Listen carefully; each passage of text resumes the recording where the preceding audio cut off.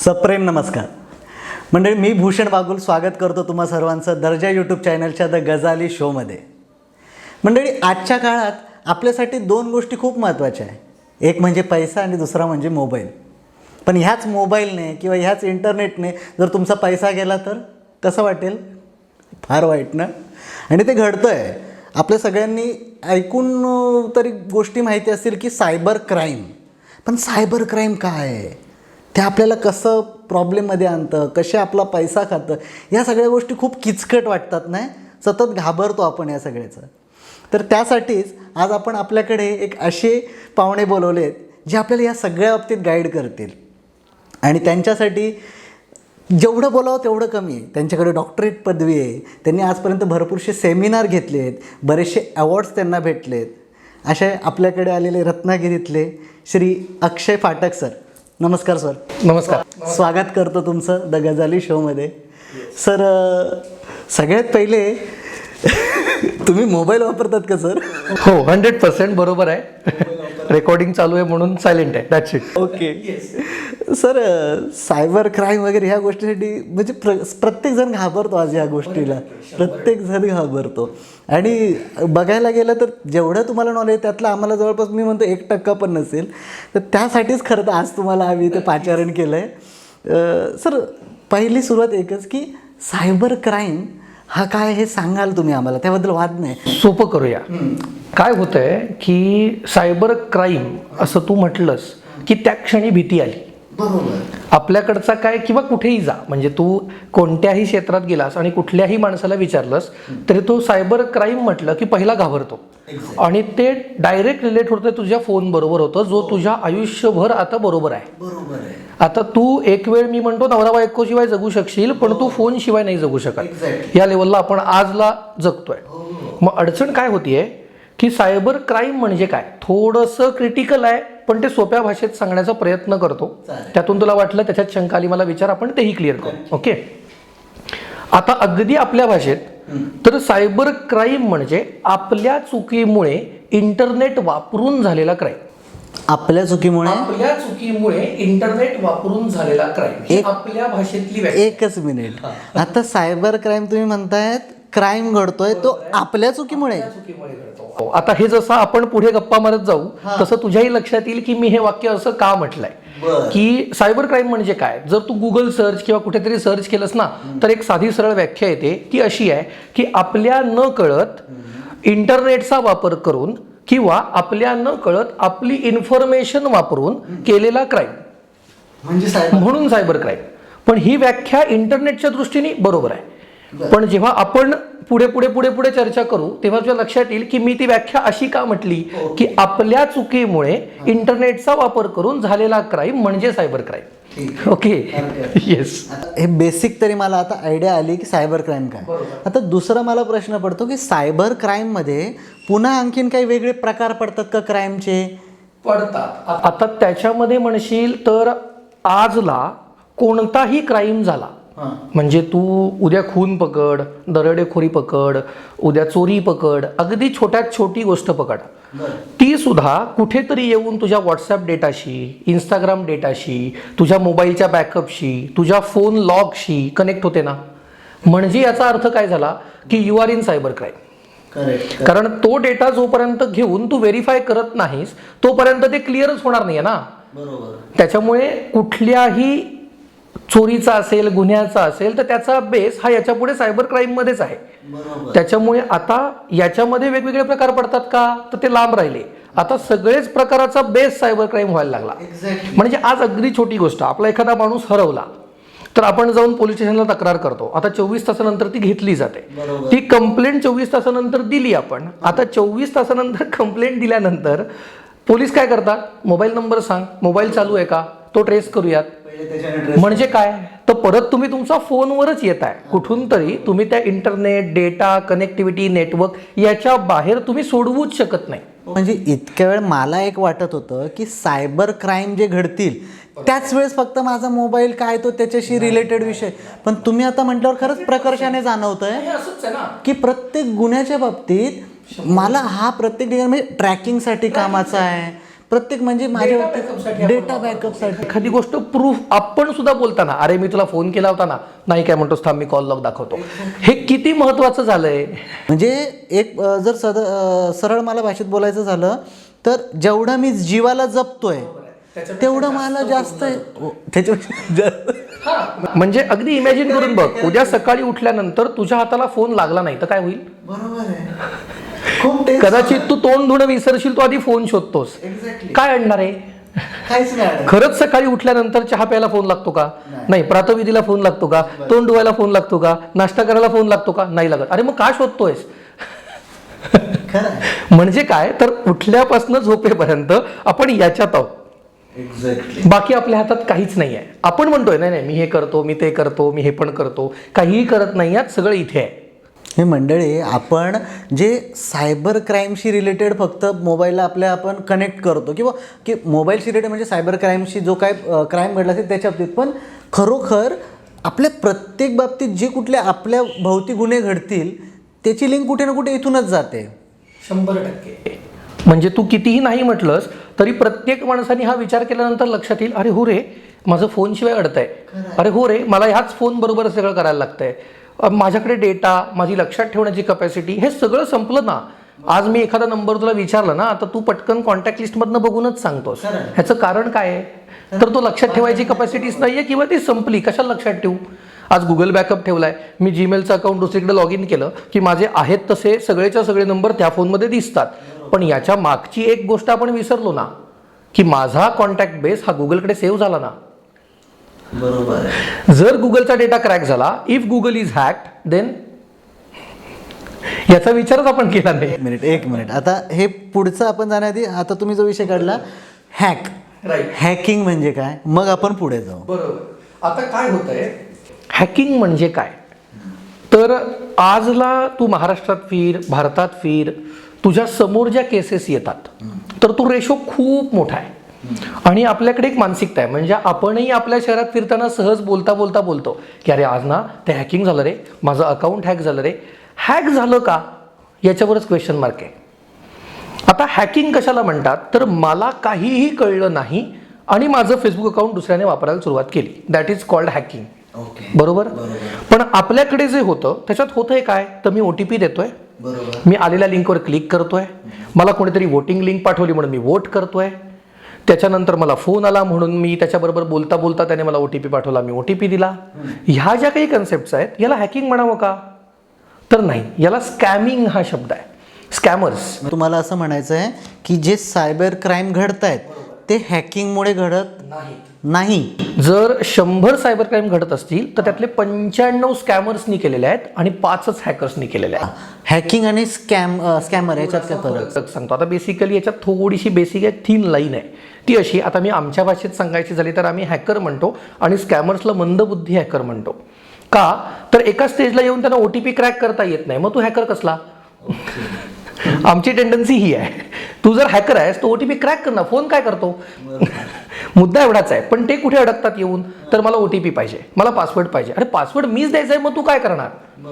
तुझी तर मेहनत घे काहीतरी, मग अप्रिशिएशन देऊ आपण त्याला. पण प्रॉब्लेम हा आहे की तो ते करतच नाही आणि मग आपल्या मेंटॅलिटीचा वापर केला जातो. आज काय होतं की अक्षय फाटकच्या नावाने तुला एक रिक्वेस्ट येते, तू ती ॲक्सेप्ट करतोस आणि त्याच्यावर आलेली जी लिंक आहे त्यात लिंकमध्ये असं लिहिलेलं असतं की अक्षय फाटक या कन्सेंटरमध्ये भाग घेतोय, तुला वोट करायचंय, तू वोट केल्यानंतर तो जिंकणार आहे. आता बेसिकली तू केलेल्या वोटमुळे कुठल्या तरी कॉन्स्टंटमध्ये काय जिंकेल तो, कुठली स्पर्धा आहे ही, विचारलंस का मला. नाही. पण तुला काय होतंय की अक्षय फाटक जिंकणार ना, असू दे चल मी लिंकला क्लिक करतो. तू त्या लिंकला क्लिक करतोयस आणि लिंकला क्लिक केल्यानंतर पुढची कन्सेप्ट काय आहे तुला ते सांगतात, तुझं फेसबुक लॉग इन कर, तुझा इंस्टाग्राम लॉग इन कर, तुझा व्हॉट्सअप नंबर टाक, हे सगळं तिथे टाकतोय. आणि मग तिसऱ्या ते चौथ्या मिनिटाला कळतं अरे माझं फेसबुक लॉगआउट झालं ना रे. आता याला हॅकिंग म्हणावं का तर नाही, तुला आलेली जी लिंक आहे ही तुला वाचताच नाही आली ना, दॅट इज कॉल्ड स्कॅमिंग. तुला फसवून तुझ्याकडनं तुझी इन्फॉर्मेशन काढून घेतली. त्या लिंकमध्ये तुम्ही जे म्हणतात तुम्हाला वाचता नाही आली, ती लिंक वाचता येते का. ते 100% वाचता येते. तू जर Amazon सर्च केलंस किंवा फ्लिपकार्ट सर्च केलंस, गुगल सर्च केलंस, उद्या SBI सर्च केलंस, बँक ऑफ इंडिया सर्च केलंस, एनिथिंग तू जे काही सर्च करतोस तर नाव आल्यानंतर खाली एक ब्ल्यू कलरची लाईन असते गुगलमध्ये, तर ती लिंक आहे ना www. मग ती ॲमेझॉन असेल तर AMZN, फ्लिपकार्ट असेल तर फ्लिपकार्टचं स्पेलिंग असेल, मग ते बरोबर आहे का, त्याच्या पुढची ओरिजिनल साईटच आहे का, हे तुम्ही बघू शकताय. त्यात कठीण काहीच नाही आहे. हे वाचल्यानंतर कळतं की हे ओरिजिनल आहे का नाही. किचकटल्या हे असतात अल्फाबेट्स जे वाचता नाहीत. मग कारण काय आहे तर किचकट का आहेत याचं रिझन थोडंसं इन डीप आपल्याला टेक्नॉलॉजीमध्ये जायला लागेल, तेव्हा ते कळेल की ते किचकट काय. तर तो डोमेन परचेसचा गेम आहे. सेम नावाने डबल डोमेन परचेस नाही करतायत. मग जर सेम नाव कुठेतरी चालत असेल मार्केटमध्ये तर मला डोमेन बदलून घ्यायला लागतो, म्हणून ते किचकट केलं जातं. पण तू रिव्ह्यू बघू शकतोस ना. तू ज्या साईटवर क्लिक करणार आहेस ती कॉपी कर, ती गुगलला टाक, ती गुगलला टाकून स्पेस दे आणि रिव्ह्यू असं सर्च कर. ओके, जी कुठली लिंक असेल ती गुगलला टाकायची, स्पेस द्यायचा आणि रिव्ह्यू लिहायचा. इझी आहे. आता हॅकर काय करतो तर हॅकर तुला न कळत तुझ्याकडनं इन्फॉर्मेशन घेतो आणि ती वापरून तुला फसवतो म्हणा, तुझे पैसे चोरतो म्हणा, तुला ब्लॅकमेल करतो म्हणा. हे सगळं हॅकिंगमध्ये आलं. पण तू OTP दिला, that is not a hacking. तू लिंकवर क्लिक केली, that is not a hacking. तो झाला स्कॅमर. तो स्कॅमर्स आहे. ओके. आता स्कॅमर्सनी हॅकर्सला बदनाम केलंय असं मी म्हणतो कायमच. कारण हॅकर तुझ्या 1500 रुपयासाठी एवढी मेहनत घेणार आहे का, तर नाही घेणार आहे.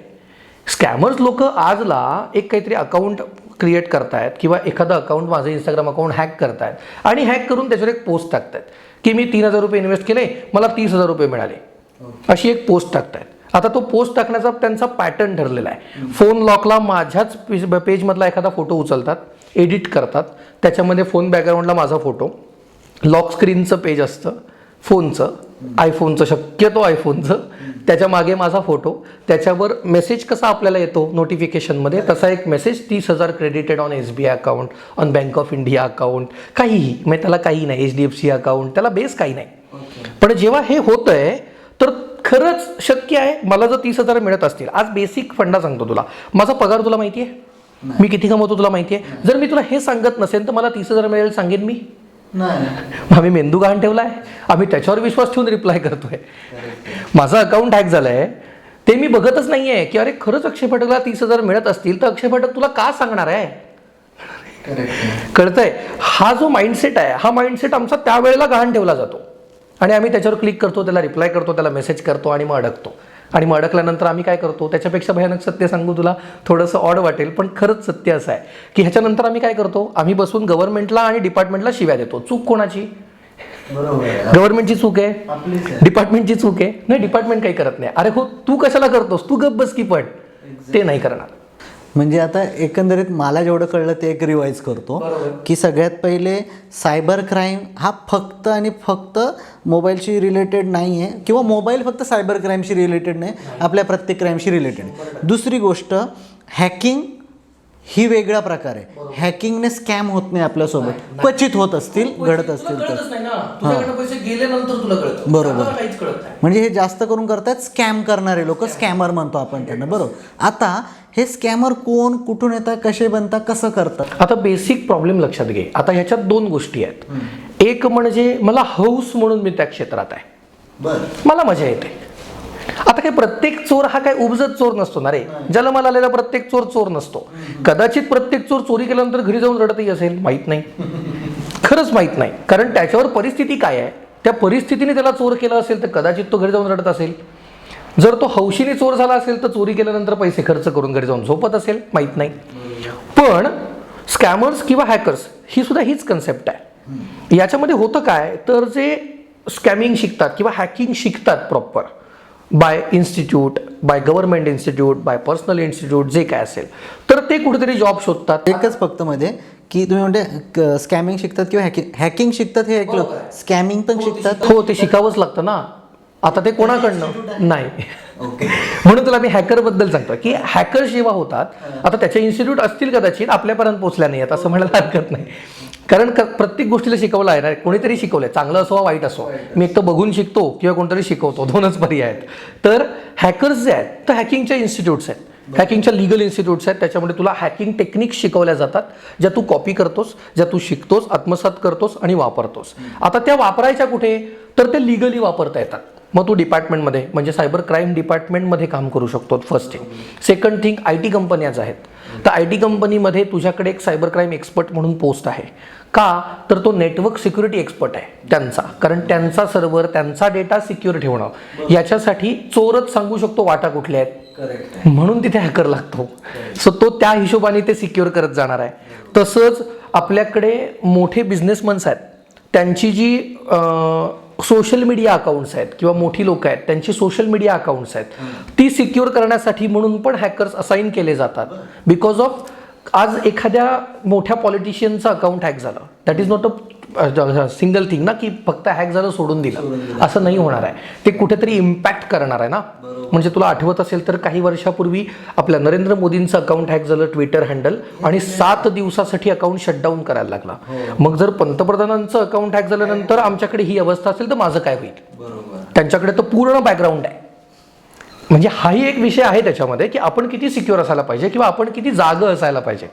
आपण बरेचदा ते झोपलोय, खूप भयानक आहे, की नाही इमॅजिन करू शकत तू की हे कुठे जाईल. कारण ही सुरुवात आहे. म्हणजे आजला ही सुरुवात आहे. अजून AI यायचंय, AI इम्प्लिमेंट व्हायचंय, AI ची डेव्हलपमेंट व्हायची आहे, तर ही अवस्था आहे. उद्या खरंच जर रोबोट AI जनरेटेड झाला तर माणूस संपेल ह्याची भीती वाटायला लागली. सो ही रिस्क आहे. कितीही नाही म्हटलं तरी ही रिस्क आहे. सो ही कॅल्क्युलेटेड असावी का? तर हो असावी. तर आपण होतो कुठे? हॅकिंग. तर हॅकिंग जेव्हा आपण हे करतोय, हे शिकतोय, तर हॅकर्सला जॉब्स मिळतात, हॅकर्सचं मस्त चाललंय. आता स्कॅमर्सचं काय होत आहे? तर स्कॅमर्स हा IT क्षेत्रामध्ये एक तर अर्धवट नॉलेज घेतलेला आहे, किंवा त्याला नॉलेज आहे पण जॉब मिळाला नाहीये, हे होऊ शकतं. तिसरी गोष्ट, मला जॉब होता पण माझा काही कारणाने जॉब गेला. दॅट इज ऑल्सो थिंग, की माझ्याकडे 40,000चा हप्ता भरायचा आहे आणि माझा मिळणारा 60,000चा पगाराचा जॉब गेलाय आणि मला आता जी नोकरी मिळाली आहे ती नोकरी 40,000ची आहे. आता मी घर कसं चालवू? मग जेव्हा माझं मुलगा किंवा माझी मुलगी घरात अन्न नाही म्हणून रडत असते, तेव्हा रस्त्यात जाताना जे अन्न दिसेल ते मी ओरबाडून नेणार, ही मनुष्याची मेंटॅलिटी आहे. यात तो माणूस चुकीचा आहे का? नाही. त्याच्यासाठी पर्यायच नाही आहे. आता तो जॉब का गेला? मग ती त्याची चूक होती का? कंपनीची चूक होती का? कंपनीच्या मालकाची चूक होती का? हे सगळे पुढचे पॉईंट राहिले, खूप लांब राहिले. पण बेसिकली आज त्या माणसाची अडचण काय आहे? तर त्याचं घरच भागत नाहीये ना. त्याला त्याची चूक म्हणता येईल का? तर नाही. आता त्यामध्ये त्याची चूक जॉब जाण्यामध्ये असू शकेल का? माहीत नाही. आणि असे स्कॅमर्स बरेच आहेत. आणि एक दुसरी जात तुम्ही सांगितली की ज्याला स्वतः मला हाऊस आहे ना, म्हणजे थोडक्यात मला उठून दगड मारायला आवडतो, ह्याला तू काय करणार? ह्याला कोणीच काही करू शकत नाही. याच्यासाठी मेंटॅलिटीवर काम करायला लागेल, ह्याच्यासाठी तुम्हाला मेंटॅलिटी बनवायला लागेल, याच्यासाठी शिक्षणाचं महत्त्व समजवायला लागेल. शिक्षण जेवढं चांगलं होत जाईल तेवढी ही मेंटॅलिटी डाऊनफॉलला येत जाईल. पण हे काय आपलं काम नाही, ते गव्हर्नमेंट करतंय, त्यांनी आता हळूहळू वेगवेगळ्या योजना केल्यात, त्याच्यातनं ते होईल. पण आता हे 5-10 वर्ष 15 वर्ष पहिली अशीच जाणार, त्याला पर्याय काय नाही. ते इम्प्लिमेंट होईपर्यंत, एकदा इम्प्लिमेंट झालं की मग काय टेन्शन नाही, मग ते होईल. बेसिकली याच्यात काही अडचण नाही. अशा पद्धतीने स्कॅमर बनतात. राईट. तर मग हे आता यांची प्रोसेस पुढे कशी, की आपल्यासोबत कुठला स्कॅम घडतो, कसा घडतो, जो आपल्याला कळत नाही आणि नंतर पैसे गेल्यावरच समजतो. Right right right. आता होतं काय? तर आता त्याच्यामध्ये म्हणशील तर खूप प्रकार आहेत. म्हणजे मला केसेस विचारशील तर मी तुला 3 तास सांगू शकतो. म्हणजे माझे सेमिनार 3.5 तास चालतात, कारण केसेसच एवढ्या आहेत. तेवढ्या प्रकारांनी फसवलं जातं. आता आपल्याकडे एक मोठा प्रकार चालू आहे सध्या, जर माहिती नसेल तर कदाचित आता यामार्फत पोहोचेल लोकांपर्यंत. काय होतं आहे की माझा मुलगा आहे समजा, तर तो मुलगा कुठल्या तरी कॉलेजला कुठल्या तरी बाहेरच्या शहरामध्ये राहतोय. That is okay. आता तो मुलगा तिकडे राहतोय म्हटल्यानंतर त्याने काय केलंय, तर त्याने इंस्टाग्राम अकाउंट काढलंय, फेसबुक अकाउंट काढलंय, त्याने व्हॉट्सअप वापरतोय, टेलिग्राम वापरतोय, तो कुठे ना कुठेतरी काहीतरी शेअर करतोय, पोस्ट करतोय. That is okay. आता त्या पोस्टमधनं किंवा त्या शेअर्समधनं मला माहिती कळतेय की हा मुलगा कुठे शिकतोय, कुठल्या कॉलेजला आहे, कुठे जन्माला आलाय, हा काय करत असेल, ह्याचं शिक्षण काय पद्धतीचं आहे, कारण त्या रिलेटेड पोस्ट असतात. त्याच्यावरनं कळतं की ह्या मुलाची मेंटॅलिटी काय आहे. आणि मग काय करतात ते, की तिथून सगळा रेकॉर्ड काढतात आणि मग त्याच्या घरी बाबांना आईला फोन करतात आणि सांगितलं असं जातं तुमच्या मुलग्याला रेप केसमध्ये पकडलाय, डिपार्टमेंटमधनं बोलतोय, पुढे काय करायचं. आता बाबाच्या पायाखालची जमीन सरकली आहे, त्याला समजत नाही करायचं काय. डिपार्टमेंटमधनं फोन आलाय की तुमच्या मुलाला रेप केसमध्ये पकडलाय. That is possible. की डिपार्टमेंटमधनं तुम्हाला फोन येईल तुमच्या मुलाला रेप केसमध्ये पकडलाय? नाही होणार. जर असं झालं तर तुम्हाला पोलीस स्टेशनमधनं, लोकल पोलीस स्टेशनमधनं पोलीस घरी येतील आणि तुम्हाला सांगतील सविस्तर की हे असं घडलंय. कधी सांगतील? जर मुलगा 18 वर्षाच्या आत असेल तर. नसेल तर तो जबाबदार आहे. ओके. म्हणून तर 18चं एज आहे ना, 18+. त्याचा गेम तोच आहे की 18 वर्षाच्या आत असेल तर तुमच्यापर्यंत सब्जेक्ट येईल पालकांपर्यंत, नाहीतर पालकांचा संबंध काय, तो सक्षम आहे. बरोबर आहे. म्हणून तर 18 वर्षानंतर तुमचा गुन्हा बालसुधारक गृहात नाही जात ना. त्याचं कारणच ते आहे की तुम्ही पुढच्या स्टेजला आहात, की आता तुम्ही जबाबदारी घ्यायची आहे. त्याच्यामुळे तुमच्यापर्यंत काही येण्याचा संबंधच नाही आहे. आणि असं नाही आहे त्याच्यावर ते काय सांगणार, नाही नाही मग तुम्हाला त्या मुलाला सोडायचं असेल ना तर 30,000 रुपये भरा. कुठली रेप केस 30,000 घेऊन कॅन्सल होते? हे बापाला पण कळायला पाहिजे ना की हे चुकीचं आहे. बरोबर. आता याच्यावर होतं काय, तर एक तर त्या मुलाची वागणूक ठरते की बाप ह्याच्यावर विश्वास ठेवणार का नाही. पोरगं आणि बापाचं भांडण असेल तर सांगता येत नाही. पण यामध्ये पालकांनी पण तेवढंच लक्षात ठेवायला पाहिजे की असं होऊ शकतं आणि मुलांनीही तेवढंच लक्षात ठेवायला पाहिजे की असं घडू शकतं. सो तुम्ही सोशल मीडियावर काय टाकताय हे बघा. आता तुम्ही आपल्याकडे रत्नागिरीमध्ये 3 केसेस आहेत ज्या माझ्यापर्यंत पोहोचल्या. त्या डिपार्टमेंटपर्यंत गेल्याच नाहीत कारण तो स्कॅम आहे हे आधीच कळलं. अच्छा. सो डिपार्टमेंटला टाकून तरी काय करणार, आम्ही ते नंबर पोहोचवले, डिपार्टमेंटने ते ब्लॉक करण्यासाठी म्हणून ॲक्शन घेऊन टाकली. That's it. आता होतंय काय, तर हा झाला खूप बेसिक. याच्यानंतर काय केलं जातं, तर तुमचं एक पार्सल आलंय, ते पार्सल कस्टममध्ये अडकलंय आणि त्याच्यामध्ये ड्रग्स आहेत. आता प्रॉब्लेम असा आहे की एक सामान्य माणूस, मी जर रत्नागिरीमध्ये राहतोय, मला फोन आला की साहेब तुमचं एक पार्सल आलंय, ते ड्रग्स आहेत त्याच्यात आणि ते तुम्हाला सोडवायचं असेल तर कस्टममधनं तुम्ही सोडवू शकताय, एक 30,000 रुपये तुम्हाला भरायला लागतील. पहिला प्रश्न, मला ड्रग्स हवेत का? नको आहेत, मग जाळून टाक ना तू. कुठलं ऑर्डरच केलं नाही आपण तर. नाही, ऑर्डर केलं नाही वगैरे हा खूप लांबचा राहिला रे. म्हणजे मी अगदी बेसिक प्रश्न विचारतो. जर असा फोन आला, बरोबर ना, पार्सल कस्टममध्ये आहे ना, अडचण काय आहे की पार्सल कस्टममध्ये आहे, कस्टममध्ये माझ्या नावाने पार्सल आहे, कदाचित कोणीतरी पाठवलेलं असू शकतं, माहित नाही ना मला, पण त्याच्यात ड्रग्स आहेत म्हणजे ते माझं नाहीये, कन्फर्म आहे ना, कारण मी ड्रग्स मागवलेले नाहीत, मला कोणी ड्रग्स पाठवत नाही, मी ड्रग्स घेत नाही, मी विकत नाही, माझा संबंध काय? मग त्याच्यावर का रिप्लाय करताय? नाही नाही साहेब मग ते असं नाही, मग ते काय करा. अरे काय संबंध, नको म्हण जाळ, संपलं ना. पण त्याच्यावरही चर्चा करतो आम्ही, मग त्याच्यावर ते 30,000 पाठवतो सुद्धा आणि मग कळतं की हा स्कॅम आहे. हे पण घडलं. हो, हे सगळं आपल्याकडे घडतं, काही टेन्शन नको. आपण छोट्या शहरात नाही आहोत, we are in metro cities now. अडचण काय आहे की ह्या गोष्टी खूप छोट्या वाटतात कधीपर्यंत, जोपर्यंत खिशाला फटका बसत नाही. आणि ह्यात आहे ना एक मेंटॅलिटी आहे. आता ही मेंटॅलिटी चुकीची आहे का बरोबर मला माहीत नाही, पण ना काय होतंय मला सगळं माहिती आहे. हा जो काय स्टँड आहे ना माणसाचा, हा सगळ्यात पहिला घातक आहे. तो म्हणला मला कळतं की संपला तो. कारण तुला कळतं कुठपर्यंत, जे तुला माहिती आहे तिथपर्यंत, जे माहिती नाही त्याचं काय. म्हणजे अगदी सोपं, मला सांग तुझ्याकडे इंस्टाग्राम अकाउंट आहे, तुला सगळी सेटिंग्स माहिती आहेत, मग का वापरतो? अगदी सोपं. म्हणजे एक्स्ट्राऑर्डिनरी काहीतरी करण्यापेक्षा ना अगदीच बेसिक पासून सुरुवात करू. आपण ज्या ज्या गोष्टी वापरतो त्या खरंच सगळ्या आपल्याला माहिती आहेत? नाही माहिती. अरे मी तुला चॅलेंज देतो, आज ओव्हन सुद्धा सगळा वापरू शकत नाही आपण.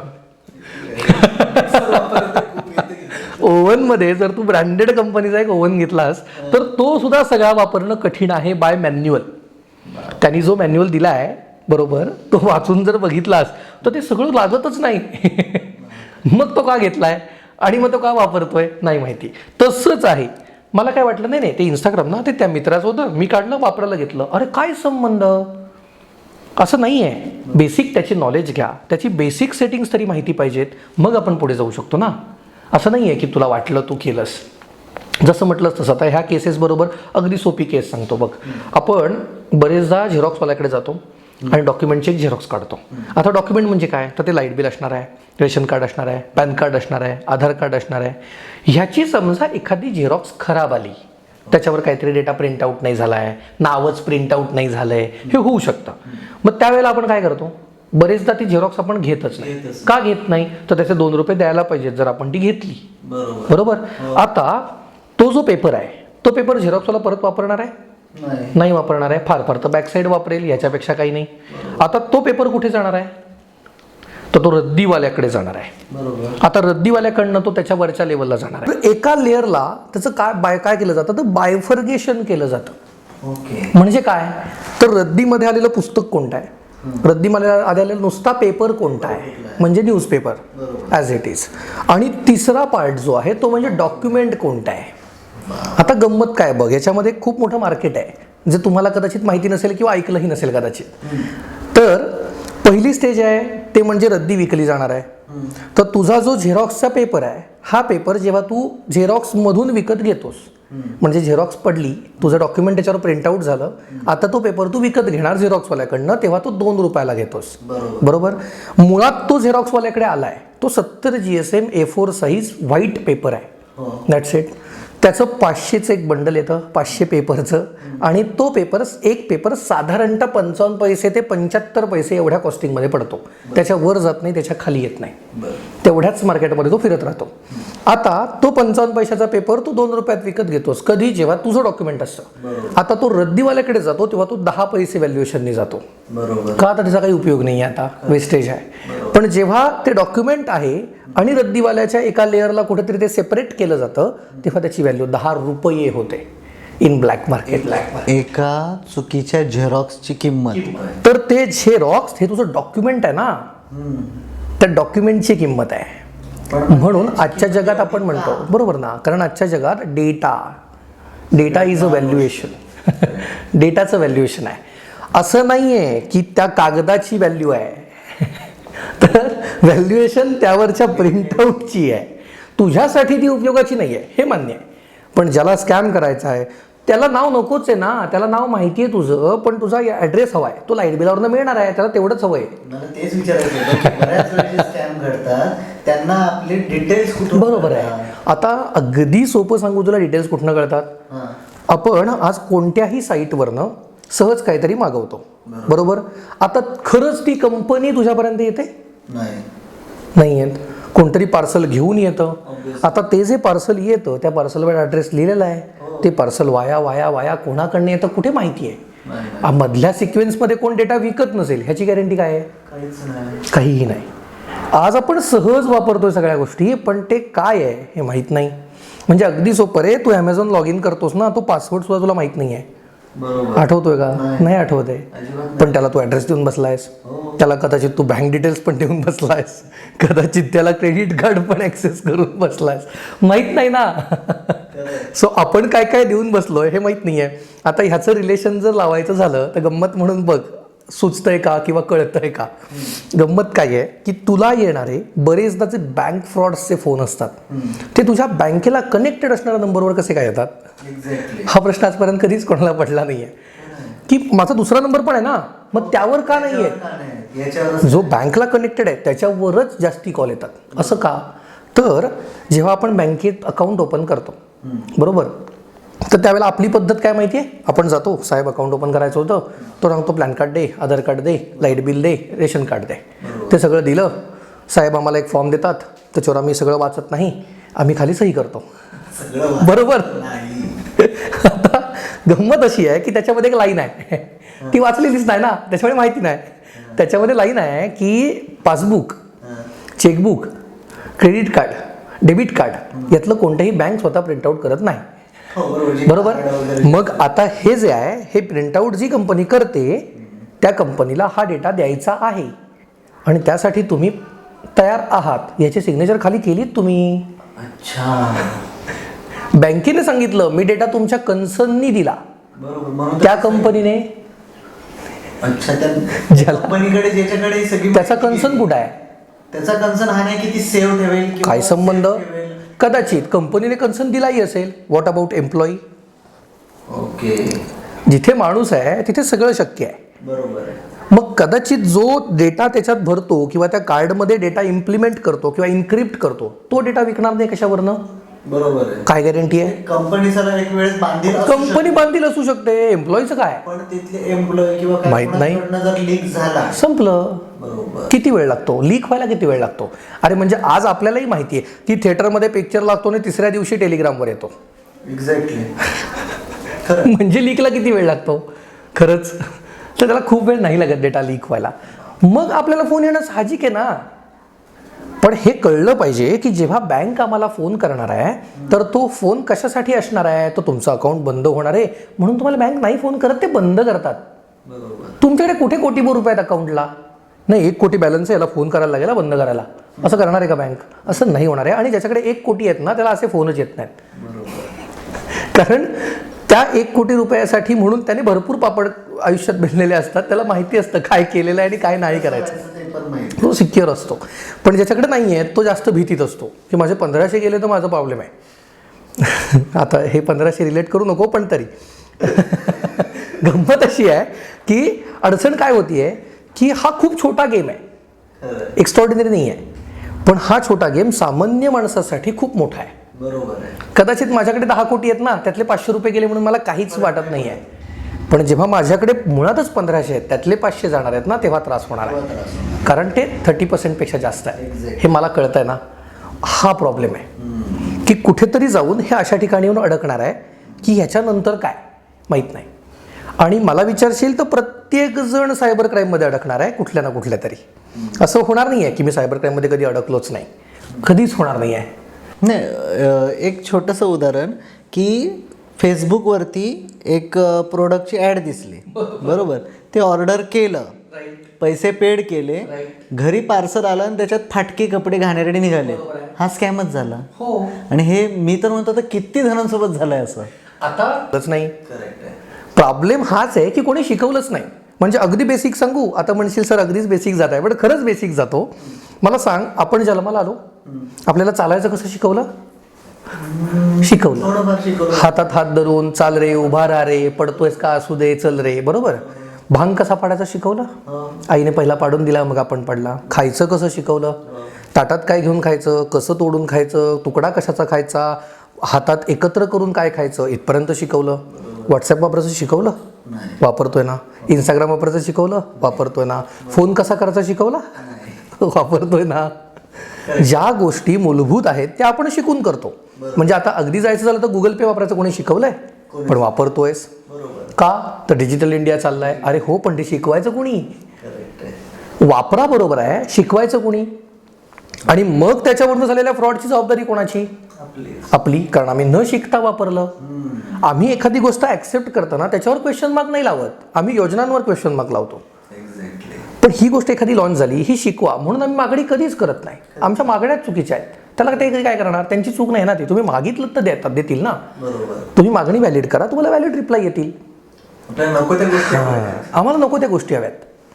त्याच्यामुळे बेसिकली सायबर क्राईम हा रिलेटेड टू अवर नॉलेज, की मला ही गोष्ट पूर्ण माहिती आहे तर मी ती वापरीन. जसं मी म्हणतो तसंच की 2 फॅक्टर ऑथेंटिकेशन हा शब्द सगळ्यांना माहिती आहे. किती जणांनी केलंय? आता का नाही केलंय? तर त्याच्या स्टेप्स माहित नाहीत ना सर. अरे पण तुला रील्समध्ये गुलाबी साडी बघायला वेळ आहे, मग ते बंद कर आणि गुगलवर जा आणि 2 step verification for WhatsApp search तर करून बघ, मिळतील ना स्टेप्स. पण साला सर्च कोण करणार? म्हणजे मला काय हवंय? मला हवंय सगळं पण दुसऱ्याने द्यायचं. म्हणजे मी एक कायम माझ्या सेमिनारमध्ये म्हणतो बघ, छत्रपती शिवाजी महाराज जन्माला यावेत पण शेजारच्या घरात, ही आमचीच म्हण आहे. हे किती वाईट आहे. आणि त्याच्यापेक्षा भयानक सत्य सांगू, माझा शेजारी पण हेच म्हणतो. त्यामुळे छत्रपती शिवाजी महाराज परत जन्माला आलेच नाहीत ना रे. म्हणजे मग आम्ही काय म्हणणार? समोरच्यान करायला हवं. अरे पण मग तू कर ना, तुला कळतंय ना तर तू कर. तसंच मी कायम म्हणतो की जर तुमच्या बाबतीत एखादा स्कॅम झाला तर तो स्कॅम तुम्ही लोकांपर्यंत पोचवा, तर समोरचा त्या स्कॅममध्ये अडकणार नाही आहे. आपल्याकडे तो झाकून ठेवतात. हो. अरे कसली लाज? म्हणजे खरी लाज ज्याची वाटायला हवी ते उघड करतोय आणि ज्याची वाटायला नको ते मी लपवतोय. तू किती हजाराला? 30,000ला फसलायस. अरे पण तुझा मित्र 1 लाखाला फसतोय तू न सांगितल्यामुळे. हा स्कॅमरचं डोकं नाहीये, तुझा मूर्खपणा आहे. हे जोपर्यंत मी ऍक्सेप्ट करणार नाही तोपर्यंत ते पुढे जाणार नाही. आणि मग ते अशा लेवलला येऊन अडकतंय की आता काय. म्हणजे मला जे येतात ते फोन ऐकलेस ना तू, तर अर्ध आयुष्य तुला असं वाटेल की फक्त स्कॅमनीच भरलंय का. खूप छोट्या छोट्या गोष्टीत स्कॅम होतात. काही नाही. फोन आला, त्याने OTP मागितला, मी दिला. अरे म्हणजे ते OTPवर लिहिलेलं आहे ना रे भाई, डोंट शेअर विथ एनीवन. म्हणजे काय? अरे पण त्याला इंग्लिशच येत नाही आता. त्याच्या खाली लिहिलंय, बरोबर आहे, डोंट शेअर विथ एनीवन. पण म्हणजे काय? त्याचा अर्थच नाही माहिती. त्याने मागितला, मी दिला. That is the issue. पण प्रॉब्लेम काय आहे की तो OTP आहे आणि OTP तुझी आयडेंटिटी आहे हे माहिती असताना सुद्धा काय शेअर करतो? थांब ना कुठेतरी. पण आता हे ओटीपीचा जो विषय निघाला ना आपला, तर आता बऱ्याच गोष्टीला आजकाल ना प्रत्येक ठिकाणी ओटीपी येतात. 100%. मग आता त्यात ओटीपी म्हणजे व्हेरिफिकेशन साठी पण 100%. मग आता हे शेअर कुठले करायचे आणि कुठले नाही हे कसं? बरोबर. मला विचारशील तर आजला OTP तुला कधी येतो याच्यावर जाऊ, जास्त सोपं जाईल बघ. म्हणजे तो प्रश्न सोपा करूयात आपण, आता की OTP तुला कधी येतो. आता माझं कधी येतो पहिलं एक माझ्या बाबतीतलं मी उदाहरण देऊन सांगायला सुरुवात करतो. आता मी स्वतः एक शेअर मार्केट ट्रेडिंग काम करतो त्या रिलेटेड. तर त्याच्या रिलेटेड आम्हाला OTP येतात. अकाउंट्स ओपन करताना OTP जातात, बरोबर. त्याच्यानंतर माझ्याकडे मी कुठलं पार्सल ऑर्डर केलं तर OTP येतात. बँकेचे व्यवहार करतो तेव्हा OTP येतात. तुला येतो तेव्हा तुला माहिती असतं मला OTP येणार आहे. एक्झॅक्ट बऱ्याच वेळेला मग तुला न माहिती असताना आलेला OTP शेअर करायचा नाही. That's it. अगदी सोपं आहे ना. अरे मी जी गोष्ट केलीच नाही त्याचा OTP मला का पाठवलाय, बरोबर नाही सांगत जा. करेक्ट आहे, सिंपल आहे. उदाहरणार्थ तुझ्याकडे एक कस्टमर आहे, बरोबर. आता तू शेअर ट्रेडिंगमध्ये काम करतोस, तर मग शेअर ट्रेडिंगमध्ये तू ज्याचं डीमॅट अकाउंट काढलंयस त्या माणसाला तू ओळखतोस, यस तू त्याला ओळखतोस, तसंच तो तुला ओळखतो. बरोबर. मग तू फोन करून जर त्याला विचारलं, साहेब बोलतोय, मला नंबर द्या, मला तुमचा OTP सांगा, तर त्याने सांगितलं, त्यात विशेष काही नाही, कारण त्याला माहिती आहे की मी तुला वापरायला दिलंय, बरोबर. त्याच्यामुळे तू OTP मागणार आहेस. That's it. कळतंय. म्हणजे unknown ठिकाणून आला काहीही संबंध नाही, तो सांगायची गरज. काय संबंध. बऱ्याच वेळा हे ऐकलेली गोष्ट की बँकेतनं फोन करतोय, राईट. तुमच्याकडे OTP आलाय तो हवा. आता त्यात गंमत बघ, याच्यात अडकतो कोण. अजून इन डीप गेलास ना तर लक्षात बघ, ज्याला नॉलेज आहे ना तो अडकतो. एक हो हो हो हा एक किस्सा आहे. म्हणजे अगदी वेल एज्युकेटेड व्यक्ती आहे, अडकतो, तो अडकलेला मी बघितलं डोळ्याने. आता तो का अडकतो. का? हा मेंटल गेम आहे. तुला आता असं वाटेल की सर कुठे जात आहे, पण हे खरं आहे. ज्याला अजिबातच अक्कल नाही, ज्याला अजिबातच त्यातलं काही माहीत नाही, तो फोनवर काय सांगतो माहिती आहे, नाही बँक से बात कर रहे हो, हां ठीक आहे मी बँकेत जाऊन बघतो. तो कट करतो आणि मोकळा होतो. पण तो फोन मला आला ना, साहेब काय झालं होतं, अहो नाही तुमच्या अकाउंटला असा प्रॉब्लेम येत होता, मग काय करायला लागेल, नाही मग तुम्हाला येणं शक्य आहे का, नाही मग तुम्ही एक काम करा, मला तुम्ही OTP सांगताय, मी इकडनं करून देतो. वेळ वाचवायची. हा प्रॉब्लेम कसला आहे, मला असलेल्या नॉलेजचा आहे. म्हणजे कायम शिक्षण प्रॉफिटमध्येच असतं असं नाही आहे. आपण म्हणतो की शिक्षण प्रॉफिटमध्ये असतं, असं नाही आहे. काही वेळेला ते धोकादायक पण आहे. तेच तू शेतकऱ्याला फोन करून बघ ना, एखाद्या शेतकऱ्याला खरंच फोन करून बघ ज्याला काहीच माहीत नाही आहे, त्याला इंटरनेट माहिती नाही आहे, त्याला फोन कसा वापरायचा माहीत नाही आहे, त्याला गुगल पे माहीत नाही आहे, काहीच माहीत नाही आहे, त्याला फोन करून बघ गंमत म्हणून की साहेब असं बँकेतनं बोलत होतो, तुम्हाला ना 65,000 रुपये जमा झालेत, पण एक OTP तुम्हाला येईल तो सांगा. होय काय, मी बघतो, बँकेत येऊन बघतो, बँकवाल्यांशी बोलतो, मग बघतो. तो कट करतो फोन, कारण त्याला त्याचं नॉलेज. तो म्हणतो आले नाही आले, माझे गेले तर काय करू, म्हणून तो करत नाही. आणि तेच बरोबर आहे. आम्हाला घाई कसली आहे माहिती आहे, म्हणजे अगदी सोपं सांगायचं तर मला एखादा रिवॉर्ड लागला, बरोबर. आता तो रिवॉर्ड लागल्यानंतर मी काय करतो, तो रिवॉर्ड कसा तरी रिडीम करायच्या मागे धावतो, बरोबर. तो रिवॉर्ड खरंच मिळणार आहे का, बघितला आहे का. गुगल पेने सुद्धा सुरुवातीला 3-4 रुपये, 5 रुपये, 10 रुपये, 100 रुपये दिले की आता ते सनग्लासेस देतात, ते कोण वापरणार आहे. बऱ्याचशा गोष्टी माहिती पण नाहीत काय आहेत. अडचण काय आहे की तो जो रिवॉर्ड आहे, तो रिवॉर्ड मी घेण्यासाठी म्हणून धावतोय, आणि तो रिवॉर्ड येणार आहे का नाही हेच माहिती नाही आहे. म्हणजे मी त्या सुशिक्षित भारत या संकल्पनेच्या एक क्वेश्चन मार्कवर आहे पुढे. तो असा आहे की गंमत बघ, म्हणजे आपण सुशिक्षित भारत म्हणतो, बरोबर ना. मग सुशिक्षित भारतात स्कॅम कसे होतात, बेसिक प्रश्न आहे. जर माझा भारत सुशिक्षित आहे, माझा महाराष्ट्र सुशिक्षित आहे, तर माझ्या महाराष्ट्रात किंवा माझ्या भारतात असं का होतं, शेवटी म्हणजे सुशिक्षित नाही होत. म्हणून मी एक कायम एक्झाम्पल देतो की आपल्या कोणत्याही मंदिरामध्ये जाताना बाहेर एक बोर्ड वाचायला मिळतो, काय आहे, बरोबर, कृपया पादत्राणे येथे काढा. एक सेंटेन्स आहे, त्याच्या खाली इंग्लिशमध्ये लिहिलेलं असतं कीप युअर शूज हिअर, बरोबर. आता मी जर सुशिक्षित आहे तर देवळात जाताना मला कळायला नाही पाहिजे की ह्याच्या पुढे चप्पल नाही घालायची, लिहावं का लागतं, बरोबर आहे. म्हणजे मी सुशिक्षित नाही आहे. अगदी सोपं, मी हॉटेलमध्ये जेवायला बसतो, मी हॉटेलमध्ये जेवायला बसताना मी चप्पल काढतो का, नाही काढत. पण घरात चप्पल घालतो का, तर नाही घालत. अन्न तेच, मग मी सुशिक्षित आहे का. मग तो अन्नाचा मान घरात वेगळा आणि हॉटेलमध्ये वेगळा असं का. अगदी सोपं सांगायचं तर हॉटेलचाच विषय निघालाय म्हणून आज एक फॅशन आहे. माझा मुलगा ना, अरे तो गुगल पे वापरतो, होय ना, छान, दे बघू, मग तो काय करणार, तो फोन हॉटेलचं बिल झालं की मग QR कोड असतो काउंटरला, मग त्या मुलाला सांगणार जा रे काउंटरवर स्कॅन कर, की तो जाणार काउंटरवर स्कॅन करणार, पिन टाकणार, पेमेंट करणार. आता त्याला पिन माहिती झाला, आता तो PUBG खेळायला बसलाय. आता काय होणार आहे, जेव्हा तो PUBG खेळायला बाबांच्या फोनवर बसलाय आणि त्याला एखादा ड्रेस परचेस करायचा आहे, गन परचेस करायचे, तेव्हा ते गुगल प्लेला कनेक्ट होतं. आता गुगल प्लेला ते म्हणतात 20,000 भरा, त्याला पिन माहिती आहे. That is not a scam. हा मूर्खपणा आहे. म्हणजे हा मी कॅमेरासमोरचा शब्द, पण हे असंच आहे. हा मूर्खपणा पण नाही आहे, त्याच्यावर आहे खरं तर. माझा मुलगा नाही 10 वर्षाचा आहे, गुगल पे वापरतो. 10 वर्षाच्या आत गुगल पे अलाउड आहे का? नाही माहिती. प्रश्न आहे की जे ऍप्स आहेत ते प्रत्येक कुठल्या एज 100%. आता अगदी सोपं, म्हणजे आता ना माझ्याकडे तो डेटा पण असेल, मी तुला एका मिनिटात तो थोडासा क्लेरिफाय पण करूयात. बघ आता, म्हणजे एकच सेकंद ना, बरोबर उघडलंय ना रे? हां बरोबर आहे. हां, फेसबुक अकाउंट किती वर्षानंतर काढावं माहिती आहे? नाही, पण फेसबुक ॲप्लिकेशन किती वर्षानंतर वापरावं? ओके, अकाउंट वेगळं. बरोबर आहे ना. ॲप्लिकेशन मी तुझ्या अकाउंटचं पण वापरू शकतो ना. बरोबर. पण ॲप्लिकेशन वापरण्याची एज लिमिट 13 आहे.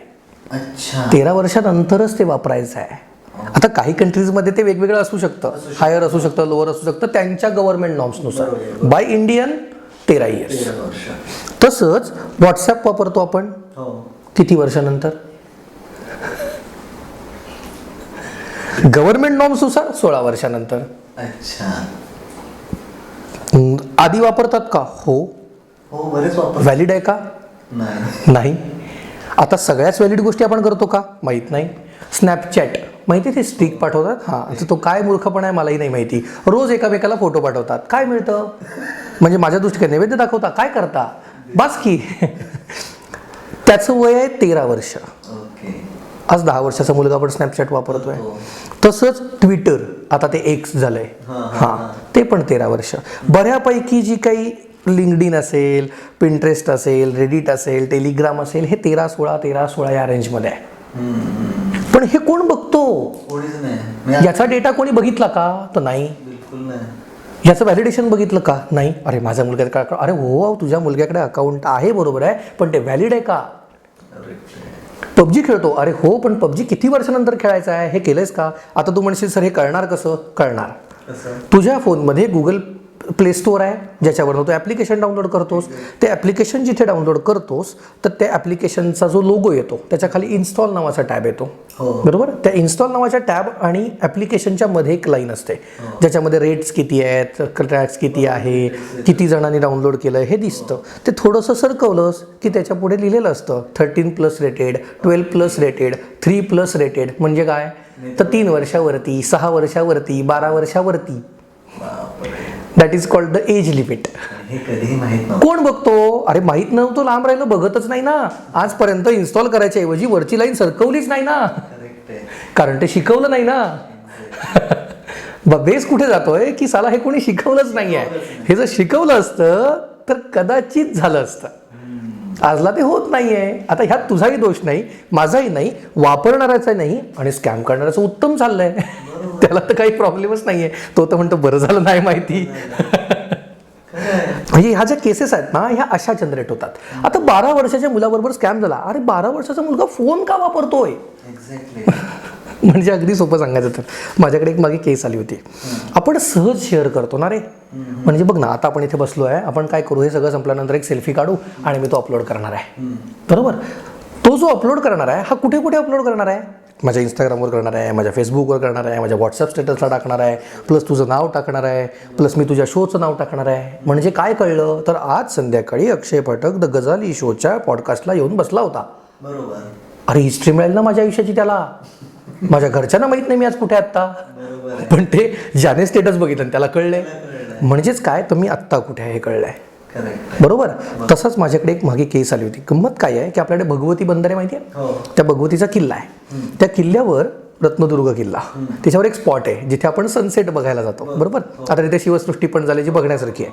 आता त्या पॉईंटवर दुपारी 12 वाजता काही कॉलेजचे विद्यार्थी घरी सांगून की कॉलेजला जातोय, कॉलेजला गेले, एखादं लेक्चर बसले असतील, हार्डली त्यांनी बंक मारलं, तिथून बाहेर पडले, काय वडापाव, बिस्किट, कोल्ड्रिंक जे काय हवं होतं ते सगळं घेतलं आणि त्या स्पॉटवर जाऊन बसले.